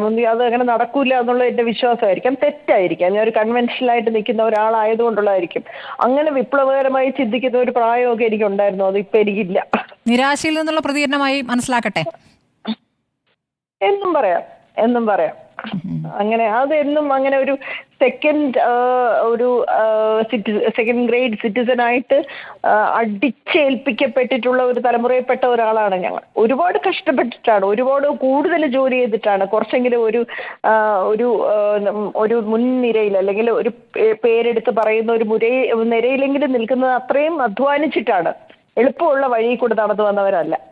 അപ്പൊ അതുകൊണ്ട് ഏത് സ്ഥലത്ത് വർക്ക് ചെയ്യുമ്പോഴും നമുക്കറിയാമായിരുന്നു നമ്മളിവിടെയാണ്, നമ്മളുടെ പൊസിഷൻ ഇതാണ്, കുറച്ചും കൂടെ മുമ്പോട്ട് കയറാൻ പോയാൽ അത് ശരിയാവില്ല എന്ന് പഠിച്ച വ്യക്തികളിൽ ഒരാളാണ് ഞാൻ, എന്റെ ഫാമിലിയിൽ നിന്നല്ല സൊസൈറ്റിയിൽ നിന്ന്. അപ്പൊ അത് ഒരു എന്താ, അത് നമുക്കൊക്കെ ഒരു ഗ്ലാസ് സീലിംഗ് ഉണ്ട്. കഴിഞ്ഞ വരുന്ന തലമുറയ്ക്ക് അതില്ല. ആ കുട്ടികളാണ് നമുക്ക് ഇൻസ്പിറേഷൻ. ആ ഇൻസ്പിറേഷൻ ഞാൻ എന്റെ കുറ്റമാണ് പറയുന്നത്. ഞാൻ എന്റെ എന്താ പറയാ, ഈ ഫൈറ്റ് ചെയ്യുമ്പോഴും ബഹളം ഉണ്ടാക്കുമ്പോഴും അത് ചെയ്യണം ഇങ്ങനെ ചെയ്യണം എന്ന് ആവശ്യപ്പെടുമ്പോഴും ഈ ഭയം എന്റെ ഉള്ളിലുണ്ട്. ആ ഗ്ലാസ് സീലിംഗ് ഉള്ള ഒരു തലമുറയിൽപ്പെട്ട ഒരാളാണ് ഞാൻ. ചെറുപ്പക്കാരായി ഇപ്പൊ പാർവതി തിരുവോത്തോ അല്ലെങ്കിൽ റിമയോ ഒക്കെ സംസാരിക്കുന്ന കേൾക്കുമ്പോൾ നമുക്ക് അങ്ങേയറ്റത്തെ ആദരവ് പാർവതിയോടൊക്കെ തോന്നും. തീർച്ചയായും വലിയ വില കൊടുക്കുന്നുമുണ്ട്. അവർക്ക് പ്രൊഫഷണൽ ലൈഫിൽ വലിയ വില കൊടുക്കേണ്ടി വന്നിട്ടുമുണ്ടല്ലോ. അത് നമുക്കുണ്ട്. അതിപ്പോ നമ്മളിപ്പോ പിന്നെ ഒന്നിനും ഇല്ലെങ്കിലും നമ്മളും ഉണ്ട്. കാരണം ഇത് പറയാൻ സാധ്യതയുള്ളവരെ പോലും വെട്ടിക്കളയും. മനസ്സിലായോ? ശരി, ഇത്ര പറഞ്ഞാൽ മതി. ഒരു മിനിറ്റ്. പരാതിക്കാരൻ സജിമോൻ പാറയിൽ കൂടി ഇപ്പോൾ ടെലിഫോൺ ലൈനിലുണ്ട്. അതോടൊപ്പം ദീദി ദാമോദരനും WCC പ്രതിനിധി എത്തിയിരിക്കുന്നു. ദീദി, ഞാൻ വരുന്നതിന് മുമ്പ് ആ പരാതിക്കാരനെ ഒന്ന് കേൾക്കട്ടെ. ശ്രീ സജിമോൻ പാറയിൽ, താങ്കൾ ഒരു സിനിമാ നിർമ്മാതാവാണോ? അതെ. എത്ര സിനിമ നിർമ്മിച്ചു? ഞാൻ മുഖ്യധാരയിൽ ഒരു സിനിമയും പിന്നെ രണ്ടുപേരോട്ട് അസോസിയേറ്റ് ചെയ്ത് 2 സിനിമകളും. അപ്പോഴേക്കും ഈ പരാതിക്കാരുടെ പട്ടികയിൽ താങ്കൾ വന്നോ? അങ്ങനെ ഞാൻ പറഞ്ഞില്ലല്ലോ. പിന്നെ എന്തായിരുന്നു താങ്കളുടെ താല്പര്യം കോടതിയെ പോകുന്നതിൽ? അല്ല, ഞാൻ കോടതിയിൽ പോയത് എനിക്ക് സ്വയമായിട്ട് തോന്നിയൊരു വികാരമാണ്, എന്നെ അസ്വസ്ഥപ്പെടുത്തിയ വികാരം. അത് ഇതുവരെ ഹേമ കമ്മീഷൻ നിയമത്തിന് മുമ്പിൽ വന്നിട്ടില്ല. നിയമത്തിന് മുമ്പിലേക്ക് എത്തിക്കുക എന്ന് മാത്രമേ എന്റെ വിചാരമുള്ളൂ. അല്ല, എന്താണ് താങ്കളുടെ മനസ്സിൽ വന്നതെന്ന് പറയാമോ, ഒന്ന് വിശദീകരിക്കാമോ? അല്ല, അത് മീഡിയക്കകത്ത് വന്നതും ഈ റിപ്പോർട്ടിനെ കുറിച്ചും പല കാര്യങ്ങളും ഇപ്പം പൊതു സമൂഹത്തിലുണ്ട്. അപ്പൊ അങ്ങനെ വന്ന എല്ലാവർക്കും തോന്നിയ പോലെ വികാരം, ആ വികാരമാണ് ഞാൻ എന്റെ അഡ്വക്കേറ്റ്. എല്ലാവരുടെയും തോന്നിയ വികാരമായിട്ട് താങ്കൾ പറയണ്ട, താങ്കളുടെ വികാരമാണ് ഇപ്പോൾ പറയേണ്ടത്. താങ്കൾ ഈ മലയാള സിനിമയിൽ സ്ത്രീ ചൂഷണം ഇല്ല എന്ന് കരുതുന്നുണ്ടോ? സ്ത്രീകളെ ചൂഷണം ചെയ്യുന്നില്ല എന്ന് കരുതുന്നുണ്ടോ? അങ്ങനെയൊന്നും എന്റെ പരാതിയിലോ അല്ല എന്റെ വ്യക്തിപരമായ ചോദ്യം താങ്കളോട് സ്ട്രെയിറ്റ് ആയിട്ടുള്ള ചോദ്യമാണ് ഞാൻ ചോദിക്കുകയാണ് താങ്കളോട്. അങ്ങനെ ഞാൻ സ്ത്രീ ചൂഷണം ഉണ്ടോ ഇല്ലയോ എന്ന് എന്റെ പരാതിയിലെ ഒരു വിഷയം പോലുമല്ല. അതിനകത്ത് സ്ത്രീ സമത്വം ഉണ്ടാവണമെന്നും സ്ത്രീകളുടെ സുരക്ഷ സംരക്ഷിക്കപ്പെടേണ്ടതാണെന്നും ഒക്കെ ഉള്ള ആഗ്രഹമുള്ള ആളാണ് ഞാൻ. അപ്പോൾ എന്തുകൊണ്ടാണ് ആ റിപ്പോർട്ട് പുറത്തു വിടരുത് എന്ന് താങ്കൾ ആവശ്യപ്പെട്ടത്? അല്ല, അത് ഇപ്പം റിപ്പോർട്ട് ചാനൽ ഉൾപ്പെടെയുള്ള മീഡിയയിൽ വന്ന കാര്യത്തെ കുറിച്ച് പറയേണ്ടതേ. താങ്കൾക്ക് ഇപ്പോൾ പറയാൻ പറ്റുമെങ്കിൽ പറയൂ. എന്തുകൊണ്ട് റിപ്പോർട്ട് പുറത്തു വിടരുത് എന്ന് താങ്കൾ ആഗ്രഹിച്ചു? എന്തായിരുന്നു അതിലെ താല്പര്യം? അതോ താങ്കൾ മറ്റാരുടെയൊക്കെയോ താല്പര്യത്തിന് വേണ്ടി കോടതിയെ സമീപിച്ചു എന്നാണോ മനസ്സിലാക്കേണ്ടത്? അല്ല, അതൊരു വേണ്ടാത്ത ചോദ്യമായപ്പോ ആ ചോദ്യം മറ്റാരുടെ താല്പര്യം സംരക്ഷിക്കേണ്ട ബാധ്യത എനിക്കെന്താണുള്ളത്? എനിക്ക് തന്നെ ബാധ്യത ആരുടെ താല്പര്യം. അപ്പൊ എന്താണ് താങ്കളുടെ താല്പര്യം എന്ന് പറയൂ. അല്ല, നമ്മളത് വ്യക്തമായിട്ട് ആ കോടതിയുടെ റിപ്പോർട്ട് കിട്ടിയിട്ടുണ്ടെങ്കിൽ ഓർഡർ കിട്ടിയ വ്യക്തമായിട്ട് പറഞ്ഞിട്ടുണ്ട്. കഴിഞ്ഞ കാലഘട്ടങ്ങളിൽ കേരളത്തിലെ പ്രമുഖനായ ഒരു നേതാവിന്റെ ഇതുമായ റിപ്പോർട്ടുമായി ബന്ധപ്പെട്ട് അതിന്റെ വസ്തുതയില്ലാതെ റിപ്പോർട്ട് വന്നു, സബ്മിറ്റ് ചെയ്തു. അദ്ദേഹത്തിന്റെ കുടുംബവും അല്ലെങ്കിൽ അദ്ദേഹവും വീണ്ടും നിയമവ്യവസ്ഥയിലേക്ക് പോയപ്പോഴത്തേന് ആ റിപ്പോർട്ടുമായിട്ട് ബന്ധപ്പെട്ട് ഒന്നും സ്വാധീനിക്കാവുന്ന തെളിവുകളില്ല എന്ന് വന്നിട്ടുണ്ട്. അതും എന്നെ സ്വാധീനിച്ച ഒരു കാര്യമാണ് ഈ റിപ്പോർട്ടിനെതിരെ കോടതി പോകാൻ വേണ്ടിയിട്ട്. എന്നിട്ടിപ്പോൾ ഹൈക്കോടതിയുടെ വിധിയെ എങ്ങനെ കാണുന്നു? അല്ല, ഞാൻ നേരത്തെ തുടക്കത്തിൽ പറഞ്ഞല്ലോ, പരമോന്നത നീതിപീഠത്തിന് മുന്നിലേക്ക് ഈ ഒരു റിപ്പോർട്ടിനെ കൊണ്ടെത്തിക്കുക എന്നും മാത്രമേ ഉണ്ടാകും. പിന്നെ കോടതി വിധി പറഞ്ഞു, അത് കോടതി ഏത് വിധിയാണെങ്കിലും സ്വാഗതാർഹമാണ് എന്ന് ഞാൻ പറഞ്ഞു. ഞാൻ അതിനെക്കുറിച്ച് കൂടുതൽ പ്രതികരിക്കാനില്ല. അപ്പൊ ഇവിടെ നിർത്തുകയാണോ നിയമ പോരാട്ടം? അല്ല, ഇന്ന് ഞാൻ അത് കോടതിയിൽ വിധിക്കാത്തുണ്ടല്ലോ. ഞാനത് പൊതു താല്പര്യ ഹർജിയാണ് കൊടുത്തത്. അപ്പൊ കോടതി വിലയിരുത്തി പൊതു താല്പര്യ ഹർജിയല്ല, എന്റെ വ്യക്തിപരമായ ഒരു പരാതി എന്ന രീതിയിലാണ് കോടതി ഇന്ന് വിധി പറഞ്ഞത്. അപ്പം ആ പോരാട്ടം ആലോചിച്ച് മാത്രം, ഞാൻ എന്റെ വക്കീലുമായിട്ട് ആലോചിച്ച് മാത്രം നാളെ വേണമെങ്കിൽ വേണം, അല്ലെങ്കിൽ വേണ്ട തന്നെ വെക്കും. ശരി, താങ്കൾ ആലോചിക്കാനുള്ളവരുമായിട്ട് ആലോചിക്കൂ. ഞാനൊന്ന് ദീദി ദാമോദരനിലേക്ക് പോകുന്നു. ദീദി, ഇപ്പോൾ കോടതി ഉത്തരവിനെ എങ്ങനെയാണ് കാണുന്നത്? മലയാള സിനിമയിലെ സ്ത്രീവിരുദ്ധ സമീപനം ഇല്ലാതാക്കപ്പെടണം എന്നാണ് ഹൈക്കോടതി പറഞ്ഞിരിക്കുന്നത്. സർക്കാർ ഇതിനാവശ്യമായ നടപടി സ്വീകരിക്കണമെന്ന് പറയുന്നു. മാത്രമല്ല, ഇതിന്മേലൊരു പൊതു ചർച്ച വേണം എന്നുകൂടി കോടതി പറയുകയാണ്. അങ്ങനെ ഒരു പൊതു ചർച്ചയ്ക്ക് സർക്കാർ സാഹചര്യം ഒരുക്കും എന്ന് ദീദി ദാമോദരൻ കരുതുന്നുണ്ടോ? ഇന്നിപ്പോൾ മന്ത്രി സജി ചെറിയാൻ പറഞ്ഞത് സർക്കാർ എന്താണോ ഉദ്ദേശിച്ചത് അത് തന്നെയാണ് ഇന്നിപ്പോൾ കോടതി പറഞ്ഞിരിക്കുന്നതെന്നാണ്. അതുമാത്രമല്ല, ഒരു കോൺക്ലേവ് നടത്തും. കോൺക്ലേവിലൂടെ എല്ലാവരുടെയും നിർദ്ദേശങ്ങൾ ഒക്കെ കേട്ട ശേഷം ഒരു തീരുമാനത്തിലേക്ക്, എന്ത് പരിഷ്കാരം വേണമെന്നതിലേക്ക് വരുമെന്നാണ് പറയുന്നത്. അത് തന്നെയാണ് അതിൽ ഐഡിയലായിട്ടുള്ള സൊല്യൂഷൻ എന്ന് തോന്നുന്നു. ഈ പൊതു താല്പര്യ ഹർജി എന്ന് പറയുമ്പോഴേ സ്ത്രീകളുടെ കാര്യത്തിനെ പറ്റി WCC മുന്നോട്ട് വെച്ചു, സിനിമയിലെ സ്ത്രീകൾക്ക് ഇന്ന ബുദ്ധിമുട്ടുകളുണ്ട് എന്ന് പറയുന്നത് പഠിക്കാൻ വേണ്ടി, ഇനി അത്തരം ബുദ്ധിമുട്ടുകൾ ഇല്ലാത്ത ഒരു എൻവയൺമെൻറ്റ് ഉണ്ടാക്കാൻ വേണ്ടി ഒരു കമ്മിറ്റിയെ തീരുമാനിക്കുകയാണ് ചെയ്തത്. അതിൽ അത് വളരെ പ്രധാനപ്പെട്ട ഒരു നേട്ടമായിട്ട് അവർക്ക് കാണാമായിരുന്നു. അത് രണ്ടാമത് ഭരണത്തിൽ വരുമ്പം എടുത്തു പറയാവുന്ന ഒരു അച്ചീവ്മെൻ്റ് ആയിരുന്നു അത്. അത് എല്ലാ കാലത്തും അങ്ങനെ ആയിരിക്കുകയും ചെയ്യും. അത് അവർക്ക് ഇപ്പം തിരിച്ചറിയുന്നില്ല എന്നേ ഉള്ളൂ. അത് എന്നാണോ എന്തോ തിരിച്ചറിയാം. പക്ഷേ വളരെ ചരിത്രപ്രധാനമായിട്ടുള്ള ഒരു വലിയ കോൺട്രിബ്യൂഷനാണ് സിനിമയിലെ സ്ത്രീകളുടെ പ്രശ്നങ്ങൾ പഠിക്കാൻ ഒരു കമ്മിറ്റി വേണം എന്ന് ഒരു ഗവൺമെൻറ് തീരുമാനിക്കുന്നതും അതിന് വലിയ സമയമെടുത്ത് വലിയ പണം ചെലവാക്കി ഇത്രയും ആൾക്കാരുടെ കയ്യിൽ നിന്ന് അവരെ മൊഴിയെടുത്ത് അതൊക്കെ കൂടെ കമ്പൈൽ ചെയ്ത് കുറേ സമയമെടുത്തിട്ട് ആ റിപ്പോർട്ട് പുറത്തു വിടുക.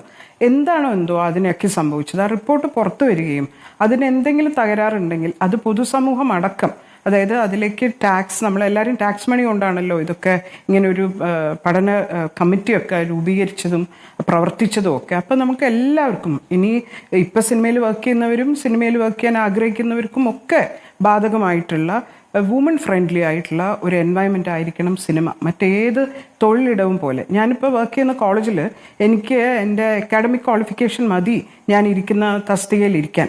സിനിമയിൽ എനിക്ക് എൻ്റെ ആക്ടിങ് ടാലൻറ്റ് മാത്രം പോരാ, ഹിഡൻ ആയിട്ടുള്ള ഒരുപാട് മറ്റു കാര്യങ്ങൾ കൂടെ എനിക്ക് ചെയ്യേണ്ടതുണ്ട് എന്ന് പറഞ്ഞാൽ അത് ഒരു ശരിയല്ലല്ലോ. അപ്പം എന്താണ് ഇതിൻ്റെ മാനദണ്ഡം? ട്രാൻസ്പെറൻസി വേണം. ഞാൻ വർക്ക് ചെയ്യുന്ന സ്ഥലത്ത് അതിൽ എന്തൊക്കെ അപകടങ്ങളുണ്ട് എനിക്ക് വേണമെങ്കിൽ എടുക്കാം, എടുക്കാതിരിക്കാം, അതൊക്കെ ഞാൻ അറിയണമല്ലോ. ഇത് എല്ലാവരും അറിയണമല്ലോ. അപ്പം ഇതൊക്കെ പഠിച്ച് അങ്ങനെ ഒരു റിപ്പോർട്ട് സബ്മിറ്റ് ചെയ്യുമ്പം എന്തിനാണ് ഇവർക്ക് ഈ വേവലാതി? ഇത് ഏകപക്ഷീയമാണ്, സ്ത്രീകളുടെ മാത്രം പരാതിയെ കേൾക്കുന്നുള്ളൂ, അവർ തെറ്റായിട്ടുള്ള, എപ്പോഴും സ്ത്രീകളിൽ വളരെ ജെന്യുവൻലി അവർ ഇതാണല്ലോ, ഇൻസിൻസിയറാണ്, അവർ കള്ളപ്പരാതികളുടെ ആൾക്കാരാണ്. അപ്പം ആ രീതിയിലൊക്കെ ഭയം ഉണ്ടാവുകയും ഇത് 5 കൊല്ലം കോൾഡ് സ്റ്റോറേജിൽ വെക്കുകയും ആരും അത് ചോദിക്കാതിരിക്കുകയും WCC മാത്രം മുട്ടാവുന്ന വാതിലുകൾ മുഴുവൻ എപ്പോഴാണ് റിപ്പോർട്ട് പുറത്തു വരിക എന്ന് പറഞ്ഞിട്ട് പോസിബിൾ ആയിട്ടുള്ള എല്ലാ വഴിയും നിതാന്തം ശ്രമിച്ചുകൊണ്ടിരിക്കുകയൊക്കെ ചെയ്തിരുന്നതാണ്. ഇപ്പോഴും ഇത് ഒരാൾക്ക് തോന്നുകയാണ്, അയാൾക്ക് കൃത്യമായിട്ടൊരു കാരണം പോലും പറയാനില്ല. അത് കോടതി മുമ്പാകെ എത്തിക്കേണ്ടതുണ്ടായിരുന്നു എന്നാണ് പറയുന്നത്. കോടതി മുമ്പാകെ എത്തിക്കാനായിരുന്നെങ്കിൽ പരാതി പറഞ്ഞ സ്ത്രീകൾ പോലീസ് സ്റ്റേഷനിലായിരുന്നു പോവുക, അല്ലെങ്കിൽ അവർ കോടതിയെ അപ്രോച്ച് ചെയ്യായിരുന്നു. അതല്ല ഉണ്ടായത്. അവർക്ക് തൊഴിലിടത്തിൽ അവർക്ക് നേരിടേണ്ടി വന്ന ബുദ്ധിമുട്ടുകളെ പറ്റി ഒരു കമ്മിറ്റിയെ മുമ്പാകെ പറയുകയും കമ്മിറ്റിയുടെ റെക്കമെൻഡേഷൻസ് ഏതൊക്കെ സ്വീകരിക്കാം, ഈ സിനിമ എൻവയൺമെൻറ്റ് ഗവൺമെൻറ് എങ്ങനെയൊക്കെയാണ് പരിഷ്കരിക്കേണ്ടത് എന്ന് പഠിക്കുകയൊക്കെ ചെയ്യുകയാണ് വേണ്ടത്. അതിന് നമ്മൾ സ്ത്രീകളായതുകൊണ്ട് ഇതൊക്കെ അനുഭവിക്കേണ്ടതുണ്ട്, അതിൻ്റെ ഒന്നും ആവശ്യമില്ല. സ്ത്രീകളായതുകൊണ്ട് നമ്മൾ വേറെ സ്ഥലങ്ങളിലൊന്നും ഇതൊന്നും അനുഭവിക്കുന്നില്ല. സിനിമ ഒരു തൊഴിലിടമാണ്. അവിടെ ഈ പറയുന്ന സിനിമാ സംഘടനകൾ എല്ലാറ്റിനും റിയാക്ട് ചെയ്യും. അവരുടെ ഒരു അംഗത്തിനെ ഇൻസൾട്ട് ചെയ്താൽ അവർ റിയാക്ട് ചെയ്യും. അവരെല്ലാത്തിനും റിയാക്ട് ചെയ്യുന്നവർ അവരിൽ പാതിയിലധികം അംഗങ്ങളുള്ള സ്ത്രീകളായിട്ടുള്ള മെമ്പേഴ്സുള്ള എത്ര സംഘടനകൾ, ഈ മെമ്പേഴ്സ് സ്ത്രീകൾ ഇല്ല എന്ന് വിചാരിക്കാം. സിനിമയുടെ എൻവയൺമെൻറ്റ് എന്ന് പറയുന്നത് ഹെൽത്തി ആയിരിക്കണം, ആ അറ്റ്മോസ്ഫിയർ ഹെൽത്തി ആയിരിക്കണം എന്ന് വിചാരിക്കണ്ടേ? അതിനല്ലേ സംഘടനകളൊക്കെ. എത്ര സംഘടനകൾ പറഞ്ഞു ഇത് ഇനിയും മാറ്റിവെക്കാൻ പാടില്ല, ഇത് ചർച്ച ചെയ്യണം, ഇതിൽ എന്തൊക്കെ റെക്കമെൻഡേഷൻസ് മുന്നോട്ട് കൊണ്ടുവരണം. പോട്ടെ, എത്രയോ കാലമായിട്ട് IC വേണം ഒരു സെറ്റിൽ എന്ന് നമ്മൾ കുറേ കാലമായിട്ട് WCC പറഞ്ഞിട്ടുണ്ട്. വൈശാഖ ഗൈഡ് ലൈൻസ് അത് പ്രാവർത്തികമാക്കാൻ വീണ്ടും WCC കേസ് കൊടുക്കേണ്ടി വന്നിട്ടുണ്ട്. ഇത് മുഴുവൻ കഴിഞ്ഞിട്ട് നമ്മൾ എത്ര ലിഷാളിയായിട്ടാണ് പറയുന്നത്. ചില സ്ഥലങ്ങളിൽ ഉണ്ടാവാറുണ്ട് ആസ് അതന്നെ ഒരു വലിയ ഔദാര്യം പോലെ, പക്ഷെ ചിലവർ അങ്ങനെ ചെയ്യാറില്ല. അതെങ്ങനെയാണ് ഈ നാട്ടിലെ നിയമം സിനിമയ്ക്ക് മാത്രം ബാധകമല്ലാതിരിക്കുന്നത്? എങ്ങനെയാണ് ഈ റിപ്പോർട്ട് വരേണ്ടതില്ല എന്ന് നമുക്ക് തോന്നാൻ എങ്ങനെയാണ് പറ്റും? നമ്മൾ എത്ര മോശം, എത്ര നമ്മൾ പാപ്പരത്വം ഉണ്ടല്ലോ, ജെൻഡർ ഇൻജസ്റ്റിസ് എന്നുള്ളത്, അത് നമ്മൾ ഇவ்விധം തുറന്നു കാണിക്കുന്ന വേറൊരു സന്ദർഭം തന്നെ ഉണ്ടാവില്ല. കാരണം ഇവിടെയുള്ള മുൻപന്തിയിൽ നിൽക്കുന്ന ചിന്തകർ, കലാകാരന്മാർ, ഇവരെല്ലാവരും നമ്മൾ പറയുന്നത് അതിൻ്റെ ക്രീമാണ് ഒരു സൊസൈറ്റിയുടെ. സിനിമ പ്രത്യേകിച്ചും ഏറ്റവും കൂടുതൽ ആൾക്കാരെ ഇൻഫ്ലുവൻസ് ചെയ്യാൻ പറ്റുന്ന ആൾക്കാരാണ്. എത്ര പേര് പറഞ്ഞു സ്ത്രീകളെ പറ്റി പഠിച്ച ഒരു റിപ്പോർട്ട് പുറത്തു വരേണ്ടതുണ്ട് എന്നൊരു പ്രസ്താവനയെങ്കിലും ഈ പറഞ്ഞ ആരെങ്കിലും നടത്തി? പക്ഷേ WCC ആവശ്യപ്പെടുന്നത് ആ റിപ്പോർട്ട് പൂർണ്ണമായും പുറത്തു വരണം എന്നല്ലേ? അതായത് അതിൽ പേര് വിവരങ്ങൾ അടക്കമുള്ള കാര്യങ്ങളാണല്ലോ, മൊഴികൾ അടക്കമുള്ള കാര്യങ്ങൾ, അതടക്കം പുറത്തു വരണമെന്നാണോ WCC ആഗ്രഹിക്കുന്നത്? അങ്ങനെ ഒരിക്കലും WCC പറഞ്ഞിട്ടേ ഇല്ല. നിയമം എന്താണോ പറയുന്നത്, പ്രൈവസി നമ്മൾക്കാണോ അറിയാത്തത്? അവിടെ പോയി മൊഴി കൊടുത്ത സ്ത്രീകളെ മുഴുവൻ എക്സ്പോസ് ചെയ്യണമെന്ന് നമ്മൾ തന്നെയാണോ പറയുക? നമ്മളെല്ലാവരും പോയി മൊഴി കൊടുത്തിട്ടില്ലേ? നമ്മളുടെ വേറെ ബൗട്ട്സൊക്കെ ഇങ്ങനെ പുറത്ത് പറയണം, ചർച്ച ചെയ്യണം എന്നുണ്ടെങ്കിൽ കോടതിയിലായിരുന്നല്ലോ പോവുക. ഈ പറഞ്ഞ തെറ്റ് ചെയ്ത ആൾക്കാരെ മുഴുവൻ ജയിലടയ്ക്കാൻ അതിനല്ലല്ലോ അവിടെ പോയിട്ട് മൊഴി കൊടുത്തത്. മൊഴി കൊടുത്തത് ഇതൊക്കെ എനിക്ക് ജോലി സ്ഥലത്ത് നേരിടേണ്ടി വന്നിട്ടുണ്ട്, ഇനി അത് മുന്നോട്ട് പോകാൻ പാടില്ല. അതിനാണല്ലോ അതിന് പഠന റിപ്പോർട്ട് എന്ന് നമ്മൾ പറയുന്നത്. അതിന് വേറെ ജുഡീഷ്യൽ സ്വഭാവം ഉണ്ടായിരുന്നില്ലല്ലോ. അത് കമ്മിറ്റി റിപ്പോർട്ടാണ്. അതിൻ്റെ മുൻപാകെ എന്തുകൊണ്ടാണ് പരാതി പറഞ്ഞ മറ്റവരുടെ സൈഡ് കേൾക്കാത്തത്? അവരുടെ ജോലി സ്ഥലത്തുള്ള പ്രശ്നങ്ങളെ പറ്റി പഠിക്കാനല്ല ആ കമ്മിറ്റി ഉണ്ടാക്കിയത് എന്നതുമാണ് അതിൻ്റെ മറുപടി. അതാണ് അതിൻ്റെ ഉത്തരം. സ്ത്രീകൾക്ക് എന്തൊക്കെ ബുദ്ധിമുട്ടുകളാണ് ഈ തൊഴിലിടത്തിൽ നേരിടേണ്ടി വരുന്നത്, അത് ഓരോ സ്ത്രീകളും പോയിട്ട് ഞങ്ങൾക്ക് ഇന്ന ബുദ്ധിമുട്ടുകൾ നേരിടേണ്ടി വന്നിട്ടുണ്ട്. അപ്പോൾ അതുമായി ബന്ധപ്പെട്ടിട്ടുള്ള പല ആൾക്കാരെയും, പല ട്രേഡ് യൂണിയൻ ലീഡേഴ്സിനെയും പ്രൊഡ്യൂസേഴ്സിനെയും പലരെയും ഇതിൻ്റെ ഭാഗമായിട്ട് വിളിച്ചിട്ടുണ്ട്.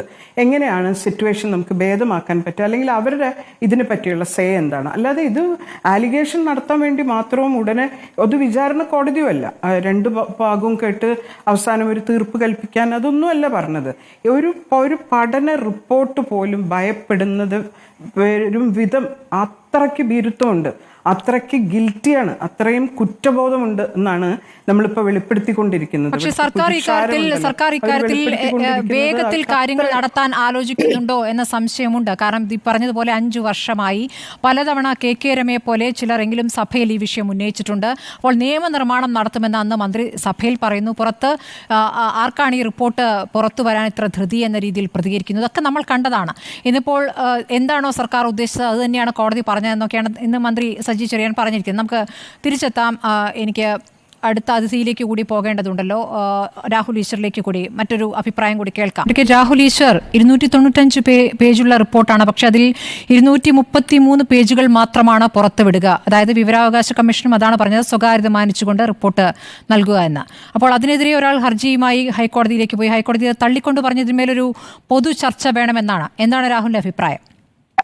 പൊതുചർച്ച സ്വാഗതം ചെയ്യേണ്ടതാണ്. പക്ഷേ ഹൈക്കോടതി വിധിയിൽ തന്നെ പറയുന്നത് പോലെ, അല്ലെങ്കിൽ ഇൻഫർമേഷൻ കമ്മീഷൻ പറയുന്നത് പോലെ, പേജ് 49 96 പാരാഗ്രാഫ് 165 മുതൽ 196, പിന്നീട് അപ്പൻഡിക്സ് തുടങ്ങിയ കാര്യങ്ങൾ സ്വകാര്യത ലംഘിക്കുന്നതാണ് എന്ന കാര്യത്തിൽ ആർക്ക് സംശയം കാണില്ല. ദീദി മാഡം പറഞ്ഞതിന്റെ പോസിറ്റീവ് സ്പിരിറ്റ് ഉൾക്കൊണ്ട് തന്നെ ഒരു കാര്യം വിയോജിച്ചോട്ടെ. മാഡം പറയുകയുണ്ടായി അവരുടെ സ്വകാര്യത അല്ലെങ്കിൽ സ്ത്രീകളുടെ സ്വകാര്യത കോംപ്രമൈസ്ഡ് ആകും. ഒരിക്കലും കോംപ്രമൈസ്ഡ് ആകില്ല. നമ്മുടെ നിയമപ്രകാരവും നമ്മുടെ മീഡിയ പ്രകാരവും ഒരു കാരണവശാലും നമ്മൾ അതിജീവിതയുടെയോ പരാതി കൊടുത്ത ആളുടെയോ പേരോ ഐഡന്റിറ്റിയോ റിവീൽ ചെയ്യില്ല. അതിന് ശിക്ഷയുണ്ട്, ജയിൽ ശിക്ഷ വരെയുണ്ട്. പക്ഷെ പ്രശ്നം പറ്റുന്നത് പലപ്പോഴും ഒരു വ്യാജ ആരോപണമോ നേടുന്ന പുരുഷൻ അതിന്റെ ഏറ്റവും മോശകരമായ റിസൾട്ട് അനുഭവിക്കേണ്ടി വരുന്നു, കോൺസിക്വൻസ് അനുഭവിക്കേണ്ടി വരുന്നു എന്നാണ്. പേരെടുത്ത് തന്നെ പറഞ്ഞാൽ എന്റെ സുഹൃത്തു കൂടിയായ ശ്രീ വിജയബാബു ഒക്കെ എത്രമാത്രമാണ് ഒരു തെറ്റായ കേസിൽ അല്ലെങ്കിൽ ഒരു വ്യാജമായ കേസിൽ അദ്ദേഹം അനുഭവിക്കേണ്ടി വന്നത്. ഈ അടുത്തിടയ്ക്ക് ശ്രീ ഒമർ ലുലുവിന്റെ കാര്യം, ഇതിലൊക്കെ കോടതി എടുത്ത സമീപനങ്ങൾ കൂടെ നമ്മൾ നോക്കണം. ബഹുമാനപ്പെട്ട കോടതി പോലീസുകാരോട് വിജയബാബുവിന്റെ കേസിൽ ചോദിച്ചത് നിങ്ങൾ അറസ്റ്റ് ചെയ്യാൻ എയർപോർട്ടിലോട്ട് പോകുന്നത് മീഡിയക്കാരെ കാണിക്കാനല്ലേ എന്നാണ്. അപ്പൊ പുരുഷനെ ഏകപക്ഷീയമായി ആക്രമിക്കുന്ന രീതിയിലാകരുത്. അവന് മറുപടി പറയാൻ പോലും അവസരമില്ല. അതും കൂടെ ഓർക്കണം. എന്നെ ഉദാഹരണം എടുത്ത് പറയാം. ചൂഷണത്തിന് പല രൂപമുണ്ട്. അതെല്ലാം റേപ്പ് എന്ന് നിങ്ങൾ വിവക്ഷിക്കുന്ന ഒരു രീതിയിൽ തന്നെ ആകണമെന്നില്ല. ഒരിക്കലുമില്ല. ചൂഷണത്തിന്റെ മറ്റൊരു രൂപമാണ്. താങ്കൾ പറഞ്ഞ 2 കേസുകളും ചൂഷണമാണ്. ചൂഷണത്തിന്റെ മറ്റൊരു പേരാണ് കള്ളക്കേസ്. അതായത് വളരെ ബന്ധത്തോടു കൂടി അവർ ഒരുമിച്ചിരിക്കുകയും സമയം സ്പെൻഡ് ചെയ്യുകയും അതിനുശേഷം എന്തെങ്കിലും തർക്കം ഉണ്ടാകുമ്പോൾ 6 മാസം മുമ്പ് തന്നെ ഒരുമിച്ചിരിക്കാനും സംസാരിക്കാനും ഒക്കെയുള്ള സാഹചര്യം എന്താണ്? സിനിമയിൽ അവസരം എന്നുള്ളതാണല്ലോ. സിനിമയിൽ അവിടെയാണ് ആ വ്യക്തിക്ക് ഞാൻ ഒരു കേസിനെ ആസ്പദമാക്കി പറയാൻ ആഗ്രഹിക്കുന്നില്ല, പറയുന്നത് എനിക്ക് യാതൊരു മടിയില്ല, പക്ഷേ ആസ്പദമാക്കി പറയുന്നില്ല. കാര്യം പല വ്യക്തികളും കുടുംബങ്ങളും ഇൻവോൾവ് ആയതുകൊണ്ട് വ്യക്തിപരമായി 18 വയസ്സിന് മേളിലുള്ള ഒരു പുരുഷനും സ്ത്രീയും അവർക്ക് ഇഷ്ടമുള്ള സമയം സ്പെൻഡ് ചെയ്തതിനു ശേഷം 6 മാസം മുമ്പ് ഇയാൾ എന്നെ റേപ്പ് ചെയ്തു എന്ന് പറഞ്ഞാൽ പുരുഷൻ എന്ത് ഡിഫൻസ് എടുക്കാൻ കഴിയും? നമ്മളൊരു പ്രണയബന്ധത്തെ കുറിച്ചുള്ള ചർച്ചയല്ല നടത്തുന്നത്. സിനിമാ മേഖലയിൽ സിനിമാ മേഖലയിൽ ഒരാൾ നിർമ്മാതാവും അപ്പുറത്ത് നടിയുമാകുന്നു. ഞാൻ വരാം, ഒരു മിനിറ്റ്. എന്തുകൊണ്ട് സ്മൃതി കള്ളക്കേസുകൾ എക്സ്പ്ലോയിറ്റേഷൻ കള്ളക്കേസ് താങ്കൾ പലതിനെയും പറയാറുണ്ടല്ലോ. ഒരു മിനിറ്റ് ദീദി പറഞ്ഞോളൂ. ഒരു മിനിറ്റ് രാഹുൽ, രാഹുൽ ഒന്ന് കേൾക്കൂ. ഒരു ക്ലാരിഫിക്കേഷൻ ഉണ്ട്. ഒരു ക്ലാരിഫിക്കേഷൻ എന്താണെന്ന് വെച്ചാൽ, ഞാൻ തൊട്ട് മുന്നത്തെ ചാനലിലും രാഹുൽ ഇത് തന്നെ പറഞ്ഞു, അത് ആവർത്തിച്ചത് കേട്ടുകൊണ്ടാണ് തിരുത്തണം എന്ന് വിചാരിച്ചു. രാഹുൽ ആദ്യം പറഞ്ഞത് ഈ ഇരയാക്കപ്പെട്ട സ്ത്രീയുടെ പേര് പറഞ്ഞാൽ ജയിലിൽ കിടക്കേണ്ടി വരും എന്നാണ്. ബാക്കി കാര്യങ്ങളൊക്കെ പോട്ടെ, വിജയബാബു ആ സ്ത്രീയുടെ പേര് പറഞ്ഞിട്ടില്ലേ, അത് അയാളുടെ പേരിലുള്ള കുറ്റമല്ലേ? ഈ അനാവശ്യമായിട്ട് ഇയാളുടെ പേരിൽ കുറ്റമില്ല എന്ന് രാഹുൽ കഴിഞ്ഞ ചാനലിലും പറയുന്നത് കേട്ടു. അതുകൊണ്ടാണ് ഞാൻ പറഞ്ഞത്, ഈ ഒറ്റ കുറ്റം അയാൾ ചെയ്തിട്ടുണ്ടോ? അയാൾ ജയിലിൽ കിടക്കുകയാണോ? അതിന്റെ പേരിൽ അയാൾ ജയിലിൽ കിടക്കുകയാണോ? ഈ വിജയ് ബാബു വിക്ടിമിന്റെ പേര് പറഞ്ഞു, ആ പറഞ്ഞതിന്റെ പേരിൽ അയാൾ ശിക്ഷിക്കപ്പെട്ടോ? കറക്ഷൻ ഇടയിൽ വേണം. അത് ഇവിടുത്തെ ക്വസ്റ്റ്യൻ അല്ല. എല്ലാവർക്കും ഭാര്യയും കുട്ടികളും ഒക്കെ ഉണ്ട്. അതല്ല കേസിന്റെ ആദ്യ ഭാഗമല്ല, അത് കോടതി തീരുമാനിക്കേണ്ടതാണ്. ആ കോടതി തീരുമാനിക്കുന്നവരെ 2-3 പ്രാവശ്യമായിട്ട് വിജയ് ബാബു എന്ന് പറയുന്നത് കേട്ടു. വിജയ് ബാബു വിക്ടിമിന്റെ പേര് പുറത്ത് പറഞ്ഞത് ഇവിടെ നിയമപരമായിട്ട് തെറ്റാണ്. ആ തെറ്റിന്റെ പേരിൽ അദ്ദേഹം ശിക്ഷിക്കപ്പെട്ടിട്ടില്ല. ആരുടെയും പേര് പറയണ്ട. രാഹുൽ ഈശ്വറിന്റെ എക്സാമ്പിൾ ആയിട്ട് പറയാം, വേറൊരാളുടെ പേര് പറയുന്നില്ല. എനിക്കെതിരെ ഒരു ആരോപണം വന്നു എന്നിരിക്കട്ടെ, ഞാൻ കുറ്റക്കാരനാണെന്ന് കോടതി കണ്ടെത്തുന്നതുവരെ ചർച്ചയോ ബാക്കി കാര്യങ്ങളോ ചെയ്യരുത്. താങ്കൾ ഈ നടി ആക്രമിക്കപ്പെട്ട കേസ് മുതൽ പറഞ്ഞുകൊണ്ടിരിക്കുന്ന വാദമാണല്ലോ, താങ്കൾ നടി ആക്രമിക്കപ്പെട്ട കേസ് മുതൽ പറഞ്ഞുകൊണ്ടിരിക്കുന്ന കാര്യമാണല്ലോ. പ്രതി കുറെ കാലം ജയിലിൽ കടന്നിട്ടും താങ്കൾ തന്നെയാണോ പറഞ്ഞത്? ഒരു മിനിറ്റ്, ധന്യക്ക് എന്താണ് പറയാനുള്ളത്? നിങ്ങളെ മീഡിയയുടെ പ്രഷർ കാരണം പോലീസുകാർ ചെയ്തതാണ്. അത് ഇന്നല്ലെങ്കിൽ നാളെ വരും, അപ്പൊ നമുക്ക് വീണ്ടും ചർച്ച ചെയ്യാം. അത് കാണാം. ഇന്നല്ലെങ്കിൽ നാളെ വരും. വർഷങ്ങളായി കണ്ടുകൊണ്ടിരിക്കുന്നുണ്ട്. താങ്കൾ ഈ പറയുന്ന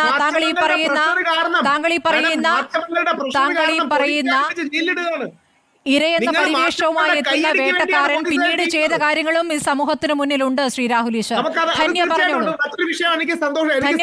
ധന്യ ഇടയ്ക്ക് കട്ടായി പോയതാണ്. ധന്യ പറഞ്ഞോളൂ. ഇവിടെ സബ്മിഷൻ ഇത്ര മാത്രമേ.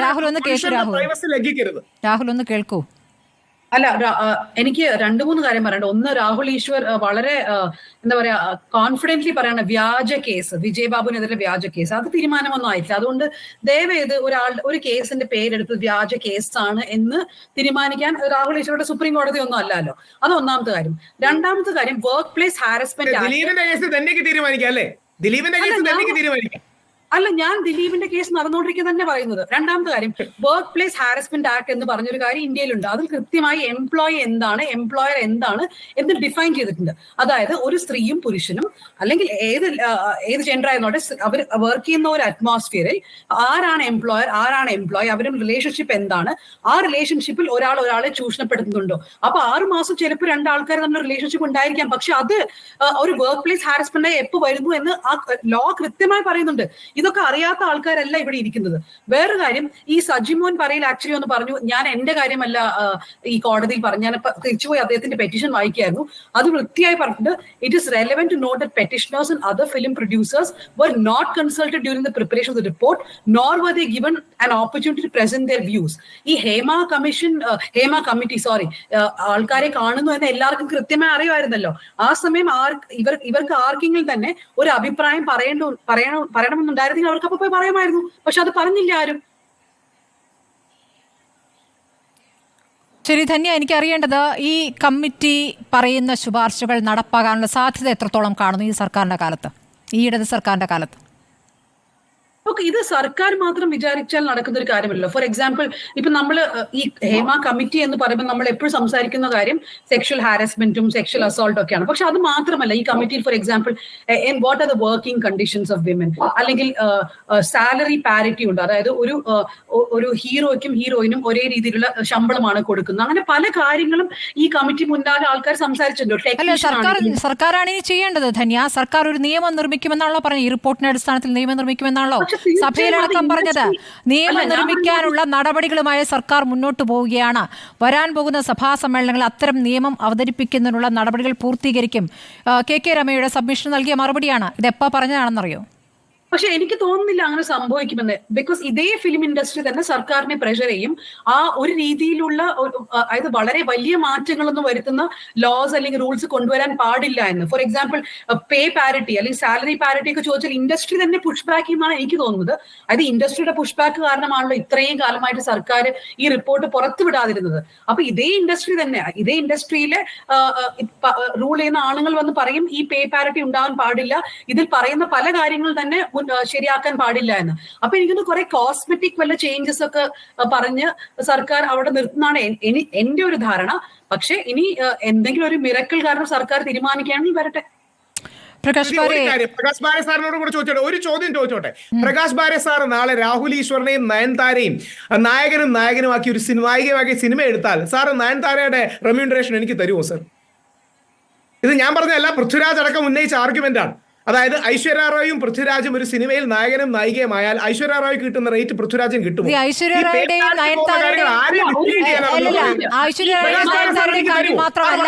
അത് മാത്രമല്ല അങ്ങനെയുള്ള 2-3 ഉദാഹരണങ്ങൾ നിങ്ങൾക്ക് ചൂണ്ടിക്കാണിക്കാൻ പറ്റും. അങ്ങനെയല്ലല്ലോ രാഹുൽ കാര്യങ്ങളെ കാണുന്നത്. രാഹുൽ ആദ്യം മനസ്സിലാക്കേണ്ടത് സിനിമാ മേഖലയിൽ സ്ത്രീക്കും പുരുഷനും 2 വേതനമാണ്. രണ്ട് വേതനമാണ്.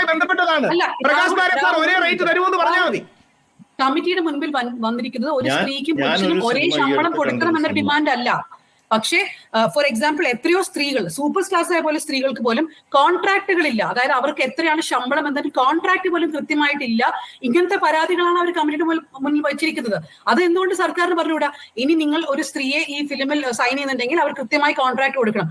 പേ പാരിറ്റി എന്ന് പറയുന്നത് ഒരേ ശമ്പളം എന്ന് മാത്രമല്ല, അതിൽ പല പ്രശ്നങ്ങളും ഉണ്ട്. കോൺട്രാക്ട്സ് ഇല്ല, കൃത്യമായി പൈസ കൊടുക്കുന്നില്ല, അങ്ങനെ പല പ്രശ്നങ്ങളും സ്ത്രീകൾ ഈ കമ്മിറ്റി മുമ്പാകെ പറഞ്ഞിട്ടുണ്ട്. ശരി, ശ്രീ പ്രകാശ് ബാരെ, താങ്കൾക്ക് മറുപടി പറയാം. ഞാൻ ഈ ഇടയ്ക്ക് ഒരു സിനിമ ഉണ്ട്, അടിയൊഴുക്ക് എന്ന് പറയുന്നത് വളരെ ഇഷ്ടപ്പെട്ട ഒരു സിനിമയാണ്. അത് മോഹൻലാൽ അഭിനയിച്ചതുകൊണ്ടോ അല്ലെങ്കിൽ മമ്മൂട്ടി അഭിനയിച്ചതുകൊണ്ടോ ഏതെങ്കിലും ഒരു പുരുഷൻ ഇത് സ്ത്രീകൾ കാര്യമായിട്ട് പെർഫോം ചെയ്തിട്ടുള്ളൊരു സിനിമയാണ്. ആ സിനിമയുടെ ഇഷ്ടം, പ്രേക്ഷകന്റെ ഇഷ്ടം വരുന്നത് ആണോ പെണ്ണോ എന്ന് നോക്കിയിട്ടല്ല. നമ്മൾ സത്യം പറഞ്ഞു കഴിഞ്ഞാൽ ഒരേ കാശ് കൊടുത്തിട്ട് ആ സിനിമ പോയി കാണുന്ന ആൾക്കാരാണ്. ഇതിൻ്റെ ഇടയിൽ നിൽക്കുന്ന മാനിപ്പുലേഷൻസിലൂടെയാണ് കുറേ ആൾക്കാർ കൂടുതലും മറ്റുള്ള ആൾക്ക് കുറവുമായിട്ട് സംഭവിക്കുന്നത്. ആ മാനിപ്പുലേഷൻ സൊസൈറ്റിയിലും സിനിമയിലും ഉണ്ട് എന്നുള്ളത് ആദ്യം അംഗീകരിക്കുക. എന്നാൽ മാത്രമേ ഇത് നമുക്ക് തിരുത്താൻ പറ്റുള്ളൂ. നമ്മളൊന്ന് ആലോചിച്ച് നോക്കൂ, എവിടെ എത്തിയിരിക്കുന്നു, ലോകം എവിടെ എത്തി നിൽക്കുന്നു, ഈ കൊച്ചു കേരളത്തിൽ എന്താ സംഭവിച്ചുകൊണ്ടിരിക്കുന്നത്. ഞാൻ ടെക്നോളജി ഏരിയയിലും കൂടെ ജോലി ചെയ്യുന്ന ഒരാളെന്ന നിലയിൽ ഇന്ത്യയിലെ മറ്റ് IT കമ്പനികളിൽ, ലോകത്തിൻ്റെ പല ഭാഗത്തുള്ള IT കമ്പനികളിൽ ഇടയ്ക്കിടെ വർഷത്തിൽ 2 തവണ ആൾക്കാരെ കൃത്യമായിട്ട് പഠിപ്പിക്കും. വർക്ക് സ്പേസിൽ സ്ത്രീകളോട് എങ്ങനെയൊക്കെ പെരുമാറാൻ പാടില്ല. അത് ബാക്കി നിങ്ങളുടെ അറ്റൻഡൻസോ നിങ്ങളുടെ എന്ത് പെർഫോമൻസോ നിങ്ങൾ അതിൽ കുറവ് വന്നാലും പ്രശ്നമില്ല. പക്ഷേ ഈ ഒരു സെക്ഷൽ ഹറാസ്മെന്റിന്റെ കോഴ്സസ് അറ്റൻഡ് ചെയ്യാതിരിക്കുകയോ അതിന് കൃത്യമായി മറുപടി ചെയ്യാതിരിക്കുകയോ ചെയ്തിട്ടുണ്ടെങ്കിൽ നിങ്ങൾക്ക് എംപ്ലോയ്മെന്റിൽ കണ്ടിന്യൂ ചെയ്യാൻ പറ്റില്ല.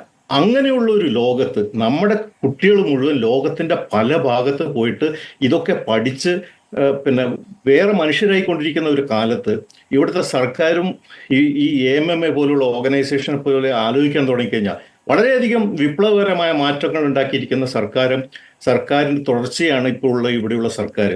അപ്പോൾ അവരുടെ കാലത്താണ് ഫിസിക്കലി സെക്ഷുവലി സിനിമയിലുള്ള ഒരാളെ ജോലി ചെയ്യുന്ന ഒരാളെ ഇങ്ങനെ അറ്റാക്ക് ചെയ്തിരിക്കുന്നത്.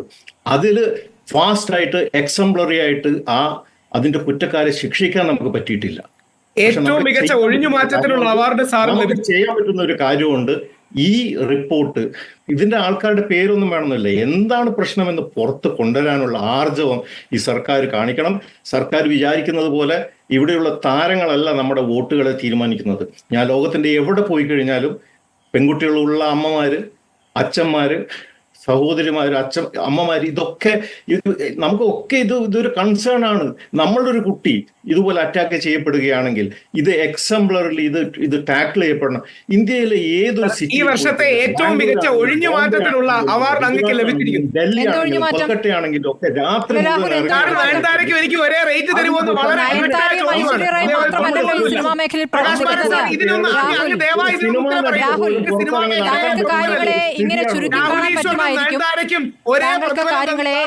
ചെറിയ വട്ടത്തിൽ നിന്ന് കാണാൻ പറ്റുമായിരിക്കും. പക്ഷെ അങ്ങനെയല്ല ഈ വിഷയത്തെ ഹേമ കമ്മിറ്റി സമീപിച്ചിരിക്കുന്നത്. അതുകൊണ്ടാണല്ലോ ആ റിപ്പോർട്ടിന്റെ അടിസ്ഥാനത്തിലുള്ള മാറ്റങ്ങൾ സിനിമാ മേഖലയിൽ കൊണ്ടുവരണം എന്നാവശ്യപ്പെടുന്നത്. സിനിമാ മേഖലയിൽ ആ തരത്തിലുള്ള മാറ്റം കൊണ്ടുവരണം എന്നാവശ്യപ്പെടുന്നത് അതുകൊണ്ടാണല്ലോ. ഒരേ പ്രതിഫലം അദ്ദേഹം തരുമോ?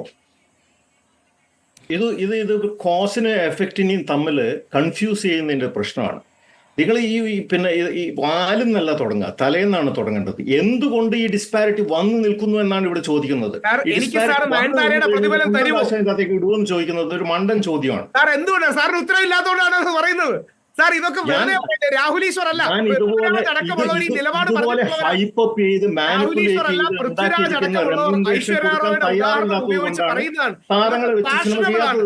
ജസ്റ്റിസ് വേണം, സെക്യൂരിറ്റി വേണം, പ്രൊട്ടക്ഷൻ വേണം, പരാതി കൊടുക്കാൻ സ്ഥലം വേണം.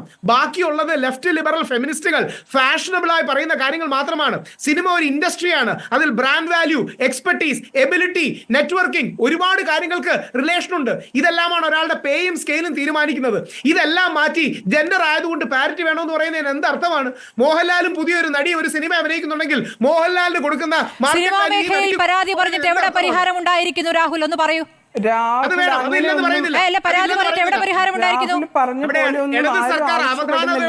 സർക്കാരിന് എവിടെ നിൽക്കട്ടെ, സിനിമാ മേഖലയിൽ പരാതി പറഞ്ഞിട്ട് എവിടെ പരിഹാരം ഉണ്ടാക്കി? ഒരു ഉദാഹരണം പറയൂ രാഹുൽ, പറഞ്ഞ് അവസാനിപ്പിക്കും. വളരെ അവധാനതയോടാണ് സർക്കാരിലേക്ക് പെട്ടെന്ന് ചാടല്ലേ കൈകാര്യം ചെയ്യുന്നത്. ഇനിയുമാണെങ്കിലും ദീദി മാഡം പറയുന്നത് പോലെ ഫൈൻഡിങ്സിൽ ഫോക്കസ് ചെയ്യുക, റിസൾട്ടിൽ ഫോക്കസ് ചെയ്യുക, എടുക്കാനുള്ള ആക്ഷനിൽ ഫോക്കസ് ചെയ്യുക. ഏതെങ്കിലും രീതിയിൽ ആൾക്കാരെ പരസ്പരം എടുക്കാനുള്ള ആക്ഷനിൽ ഇതുകൂടി പറയുന്നുണ്ട്. ദീദി നമുക്ക് എങ്ങനെ പറഞ്ഞ് അവസാനിപ്പിക്കാം? റിപ്പോർട്ടിൽ എന്തെങ്കിലും നടപടി ഉണ്ടാകുമോ? എന്തെങ്കിലും മാറ്റം സിനിമാ മേഖലയിൽ സ്ത്രീകൾക്ക് അനുകൂലമായി ഉണ്ടാകുമെന്നുള്ള പ്രതീക്ഷ ഈ ഘട്ടത്തിലുണ്ടോ? ഈ റിപ്പോർട്ട് ഇതിൻ്റെ B all and end all ആണെന്ന് നമ്മൾ വിചാരിക്കുന്നില്ല. അവസാന വാക്കല്ല. അങ്ങനെ ഒരു തെറ്റിദ്ധാരണയും ഒരു സ്ത്രീക്കും ഉണ്ടാവാനും വഴിയില്ല. പിന്നെ ഇതിലെ പാരിറ്റി എന്ന് പറഞ്ഞാൽ രാഹുൽ വളച്ചൊടിച്ച പോലെയൊന്നും അല്ല. ഞാൻ വർക്ക് ചെയ്യണോ വേണ്ടേ എന്നറിയണമെങ്കിൽ ഞാൻ അവിടുത്തെ എൻ്റെ കണ്ടീഷൻസ് എന്താണ്, ടേംസ് ആൻഡ് കണ്ടീഷൻസിന് ട്രാൻസ്പെറൻസി വേണം എന്നാണ് ആവശ്യപ്പെട്ടത്. എനിക്ക് ഇത്രയേ തരികയുള്ളൂ എന്ന് പറഞ്ഞാൽ if that's okay for me, എനിക്ക് അവിടെ കണ്ടിന്യൂ ചെയ്യാം. അതെന്തുകൊണ്ടാണ് ഒരേപോലെ ഇപ്പം രാഹുൽ പറഞ്ഞ പോലെ നയൻതാരയുടെ അതേ കപ്പാസിറ്റിയുള്ള അല്ലെങ്കിൽ രാഹുൽ ഈശ്വറിൻ്റെ അതേ കപ്പാസിറ്റിയുള്ള രണ്ടുപേര് ജോലി ചെയ്യുമ്പം അതിൽ ആണായതുകൊണ്ട് ഒരാൾക്ക് കൂടുതലും പെണ്ണായതുകൊണ്ട് ഒരാൾക്ക് കുറവും ആവുമ്പോഴാണ് നമ്മൾ ഈ തരം ഡിസ്ക്രിമിനേഷൻ ഉണ്ട് എന്ന് പറയുന്നത്. അല്ലാതെ ഇത് കമ്പയർ ചെയ്യേണ്ടത് ഏറ്റവും കൂടുതൽ വാങ്ങുന്ന ഒരാളും കുറവ് വാങ്ങുന്ന ഒരാളുമായിട്ടല്ല. ഒരേപോലെയുള്ള രണ്ടുപേരിൽ ജെൻഡറിൻ്റെ ബേസിസിൽ രണ്ടുപോലെ ട്രീറ്റ് ചെയ്യുന്നുണ്ടെങ്കിൽ അതാണ് വിഷയം. അതാണ് എല്ലാവരും അവിടെ പോയി പറഞ്ഞത്. ഇനിയെങ്കിലും ഇതിൽ എൻ്റെ നിരാശ എന്താണെന്ന് വെച്ചാൽ, സന്തോഷം എന്താണെന്ന് വെച്ചാൽ, ഇതിലിവിടെ നമ്മളുടെ കൂടെ നിൽക്കാൻ ഇവിടെ വളരെ ബോധമുള്ള മീഡിയ, ഒരുപാട് മീഡിയ നമ്മളെ കൂടെ നിൽക്കുന്നുണ്ട്. പ്രോബോണോ ആയിട്ട് കേസ് നമുക്ക് വേണ്ടി വാദിക്കാൻ നമ്മളെ കൂടെ നിൽക്കാൻ എത്രയോ ലോയേഴ്സ് ഉണ്ടായിട്ടുണ്ട്. ഫെമിനിസ്റ്റ് നെറ്റ്വർക്ക് മുഴുവൻ ഇതിൽ ഇംപ്ലീഡ് ചെയ്യാൻ പോലും തയ്യാറായിട്ട് നിൽക്കുന്നുണ്ട്. കണ്ണ് തുറക്കേണ്ടത് അധികാരികൾ മാത്രമാണ്. കണ്ണ് തുറക്കേണ്ടത് ഇവിടെ നിൽക്കുന്ന ഇതിൻ്റെ പേരിൽ, സിനിമയുടെ പേരിൽ വലിയ യൂണിയൻ ആയിട്ട് വലിയ വലിയ പണമൊക്കെ കളക്ട് ചെയ്ത് ദേ കോൾ ദെംസെൽഫ്, കൺസിഡർ ദെംസെൽഫ് ബിഗ്, ആ ആൾക്കാർക്ക് മാത്രമാണ് കണ്ണ് തുറക്കാൻ പറ്റാത്തത്. ഇറ്റ്സ് ഹൈ ടൈം ഇത് എന്തായാലും പുറത്തു വരിക തന്നെ വേണം. അത് അതിൻ്റെ അവസാന വാക്കാണ് എന്നുള്ള നിലയ്ക്കല്ല, ചർച്ചയ്ക്കായിട്ടെങ്കിലും ഇത് പുറത്തു വരേണ്ടതുണ്ട്. പക്ഷേ ഈ കോൺക്ലേവ് നടത്തുന്നതിനെ ദീദി സ്വാഗതം ചെയ്യുന്നുണ്ടല്ലോ. ആ കോൺക്ലേവിൽ ഈ റിപ്പോർട്ട് പുറത്തു വരരുത് എന്ന് ആഗ്രഹിക്കുന്ന ഒരു വലിയ വിഭാഗത്തിന്റെ പ്രതികരണങ്ങളാകും ആദ്യം വരിക. അപ്പോൾ പിന്നെ എന്ത് മാറ്റമാണ് പ്രതീക്ഷിക്കുന്നത്? പിന്നെ അതിന്മേൽ ചർച്ച, അങ്ങനെ ചർച്ച നീണ്ടു പോകുക. 5 വർഷം അടയിരുന്നു, അതിനുശേഷം ഇപ്പോൾ ചർച്ചയെന്ന് പറയുന്നു. സർക്കാരിന് താല്പര്യമുണ്ട് റിപ്പോർട്ടിൽ മേൽ നടപടിയെടുക്കാമെന്ന് പറയുന്നു. നിയമനിർമ്മാണം എന്ന സഭയിൽ പറഞ്ഞിട്ട് എത്രയോ കാലമായി. അപ്പോൾ ഇതിലൊക്കെ എത്രയുണ്ട് ആത്മാർത്ഥത? അങ്ങനെയുള്ള നിരാശാബോധം ഒരു സ്ത്രീ എന്നുള്ള നിലയ്ക്ക് എപ്പോഴെങ്കിലും സ്മൃതിക്ക് തോന്നിയിട്ടുണ്ടോ? അത് അങ്ങനെ തന്നെയല്ലേ സംഭവിക്കുള്ളൂ. നമ്മൾ ആവർത്തിച്ച് പറയേണ്ടത് കേരളത്തിൽ നിന്ന് എത്ര സ്ത്രീകൾ പാർലമെന്റിലേക്ക് പോയി എന്ന് തന്നെയാണ്. അതിൻ്റെ ഉള്ളിൽ തന്നെയാണ് ഇതിൻ്റെ എല്ലാത്തിൻ്റെയും ഉത്തരവുള്ളത്. ഇത് ജെൻഡർ ബ്ലൈൻഡ് ആയിട്ടുള്ള ഏകപക്ഷീയമായിട്ട് ആണുങ്ങളുടെ മാത്രം ലോകമാണെന്ന് സ്ഥാപിക്കാൻ ശ്രമിക്കുന്ന ഒരു സ്ഥലമാണ്, ഒരു സിസ്റ്റമാണ്. അതിൻ്റെ ഉള്ളിൽ നിൽക്കുക, ഫൈറ്റ് ചെയ്യുക, റിയാക്ട് ചെയ്യുക. ഇത് മാത്രമേ നമുക്ക് നമ്മുടെ മുമ്പിൽ സാധ്യമായിട്ടുള്ള കാര്യമുള്ളൂ. അവരെന്ത് കോൺക്ലേവ് ആണെന്ന് വെച്ചാൽ നടക്കട്ടെ. അവിടെ ഈ നമ്മൾ കാര്യം വോയിസ് ചെയ്യുക തന്നെ ചെയ്യും. അത് നിർബന്ധമായിട്ടും നിതാന്തമായിട്ടും ചെയ്തുകൊണ്ടിരിക്കും. അത് അവരവസാനം അതിനെ ഈൽഡ് ചെയ്യുന്നത് വരെ അത്രയേ ഉള്ളൂ. ഫൈറ്റ് ഷുഡ് ഗോ ഓൺ എന്നേ ഉള്ളൂ. അല്ലാതെ വലിയ ശുഭപ്രതീക്ഷയൊന്നും, നമുക്കറിയാലോ, ജീവിതം കൊണ്ട് നമ്മൾ കണ്ടതാണ്, വലിയ ശുഭപ്രതീക്ഷയൊന്നും എല്ലാ നിലയ്ക്കും നീതി നടപ്പാക്കാനുള്ള സർക്കാരും അങ്ങനെയൊന്നും നമ്മൾ വിചാരിക്കുന്നേയില്ല. പക്ഷേ അവർ നടപ്പാക്കും വരെ നമ്മൾ ഈ സമരം തുടരേണ്ടതുണ്ടല്ലോ. ഇത് ചർച്ചയ്ക്കായിട്ടെങ്കിലും പുറത്തു വരേണ്ടതുണ്ട്. ഇത് പുറത്തു വരും ഒരാഴ്ച സമയത്തിന് ഉള്ളിൽ എന്നാണ് ഞാൻ വിചാരിക്കുന്നത്. പിന്നെ നേരത്തെ പറഞ്ഞ പോലെ ഇവിടെ ഒരുപാട് നല്ല ആൾക്കാർക്ക് ഒരു കോസിന് വേണ്ടി കൂടെ നിൽക്കാനുള്ള അതിൻ്റെ ആൾക്കാരുടെ എണ്ണം കൂടി വരുന്നു എന്നുള്ളതാണ് പോസിറ്റീവായിട്ടുള്ള കാര്യം. ധന്യ എങ്ങനെയാണ് ഈ ചർച്ച അവസാനിപ്പിക്കുന്നത്? കൂടെ ഉള്ളത് ഈ കമ്മിറ്റി പറഞ്ഞോളൂ. ഒറ്റൊരു വേർഡും കൂടെ പറയട്ടെ. ഈ കമ്മിറ്റി ഉണ്ടല്ലോ, ഈ മൂന്നംഗ കമ്മിറ്റി ഉണ്ടല്ലോ, ഞാൻ അത്രയും ഏണസ്റ്റായിട്ട് ഞാൻ ഏൺ ചെയ്യുന്നൊരു കാര്യം, ഈ 3 പേർക്ക് ഇതിനെപ്പറ്റി എന്താണ് പറയാനുള്ളത് എന്ന് എനിക്ക് അറിഞ്ഞാൽ കൊള്ളാം. അതൊരു ജസ്റ്റിസാണ്, ഒരു വെറ്ററൻ ആക്ടറാണ്, കൂടെ ഉള്ളത് ഒരു IAS കാരിയായിട്ടുള്ള ഒരു സ്ത്രീ ആയിരുന്നു. ഈ 3 പേരും ഈ കമ്മിറ്റി റിപ്പോർട്ട് പുറത്തു വരാതിരിക്കുന്നതിനെ പറ്റി അവരെന്താണ് വിചാരിക്കുന്നത്, അവരെന്താണ് പറയുന്നത് എന്ന് കേൾക്കാൻ എനിക്ക് വലിയ ആഗ്രഹമുണ്ട്. അല്ല, റിപ്പോർട്ടിനെ കുറിച്ച് ഒരു അക്ഷരം പ്രതികരിക്കാൻ പോലും അവർ തയ്യാറായിട്ടില്ലല്ലോ. എത്രയോ തവണ മാധ്യമങ്ങൾ സമീപിച്ചതാണ്.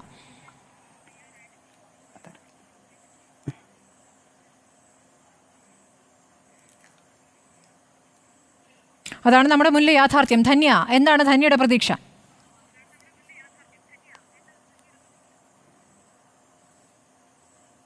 കേൾക്കുന്നില്ല. ഒരു കാര്യം കൂടെ പറയാം. ശരിയാക്കണം, കേൾക്കുന്നില്ല. പ്രകാശ് പാരെ പറഞ്ഞോളൂ. ദീദി പറഞ്ഞതിനോട് ഞാൻ വിയോജിക്കുകയാണ്. കാരണം അത്രയും സിനിസിസം, അത്രയും നിരാശ ആവശ്യമില്ലാന്ന്. കാരണം ലോകം മൊത്തം നോക്കുകയാണെങ്കിൽ, നമ്മുടെ കുട്ടികൾ ലോകത്തിൽ പല ഭാഗത്ത് പോയിട്ട് കാണുന്നത് വെച്ച് നോക്കുകയാണെങ്കിൽ ലോകം വളരെയധികം മുന്നോട്ട് പോയിരിക്കുന്നു.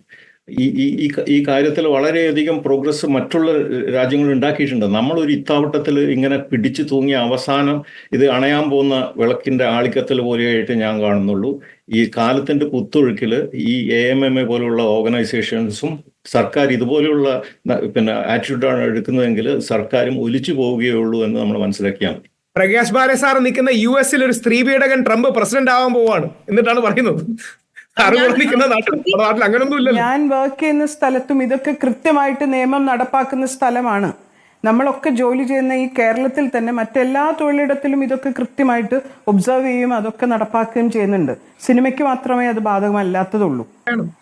അത്ര സിനിക്കലായിട്ടല്ല ഞാൻ പറഞ്ഞത്, പക്ഷെ നമ്മൾ കൺഫ്രണ്ട് ചെയ്യണമല്ലോ, അതല്ലേ സത്യം. ധന്യ കേൾക്കുന്നുണ്ടോ? കേൾക്കുന്നുണ്ട് സ്മൃതി. നമ്മള് അതായത് സാധാരണ ജനങ്ങൾ ഏറ്റവും നിരീക്ഷിക്കുന്ന ഒരു ഇൻഡസ്ട്രി ആണല്ലേ ഫിലിം ഇൻഡസ്ട്രി. അവിടെ WCC, അതായത് വിമൻ ഇൻ സിനിമ കളക്റ്റീവ് എന്ന് പറയുന്ന ഒരു ഫെമിനിസ്റ്റ് ഓർഗനൈസേഷൻ മലയാളത്തിൽ വരുന്നു. അവർ കോടതിയിൽ പോയി ഒരു ഉത്തരവ് കിട്ടുകയാണ്, എല്ലാ സിനിമാ പ്രൊഡക്ഷൻ സെറ്റുകളിലും ഇന്റേണൽ കമ്മിറ്റി വേണമെന്ന്. അത് അവരുടെ ഒരു വലിയ വിജയം തന്നെയാണ്. എനിക്ക് തോന്നുന്നു ഈ ഹേമ കമ്മിറ്റി റിപ്പോർട്ട് പുറത്തു വരുന്നതും അവരുടെ ഒരു വലിയ വിജയം തന്നെയാണ്. ഈ റിപ്പോർട്ടിൽ ഏതൊക്കെ ഭാഗങ്ങൾ പുറത്തു വരും, ഏതൊക്കെ റിഡാക്റ്റഡ് ആവും നമുക്കറിയില്ല. പക്ഷെ എന്ത് തന്നെ പുറത്തു വന്നാലും ഈ സിനിമാ മേഖലയിൽ സ്ത്രീകൾ നേരിടുന്ന പ്രശ്നങ്ങൾ എന്തൊക്കെയാണ് നമുക്ക് കൃത്യമായി അറിയാനുള്ള ഒരു അവസരമാണിത്. അതുകൊണ്ട് തീർച്ചയായും ഇതിനെക്കുറിച്ച് പബ്ലിക് ഡിസ്കോഴ്സ് ഉണ്ടാകണം എന്ന് തന്നെയാണ് ഞാൻ വിചാരിക്കുന്നത്. ശരി, പതുക്കെയെങ്കിലും മാറ്റം കടന്നു വരട്ടെ എന്ന പ്രതീക്ഷയിൽ നമുക്ക് ഈ ചർച്ച അവസാനിപ്പിക്കാം. വളരെ നന്ദി ദീദി ദാമോദരൻ, പ്രകാശ് ബാരെ, ധന്യ രാജേന്ദ്രൻ, മാല പർവതി, രാഹുൽ ഈശ്വർ ചർച്ചയിൽ പങ്കെടുത്തതിന്.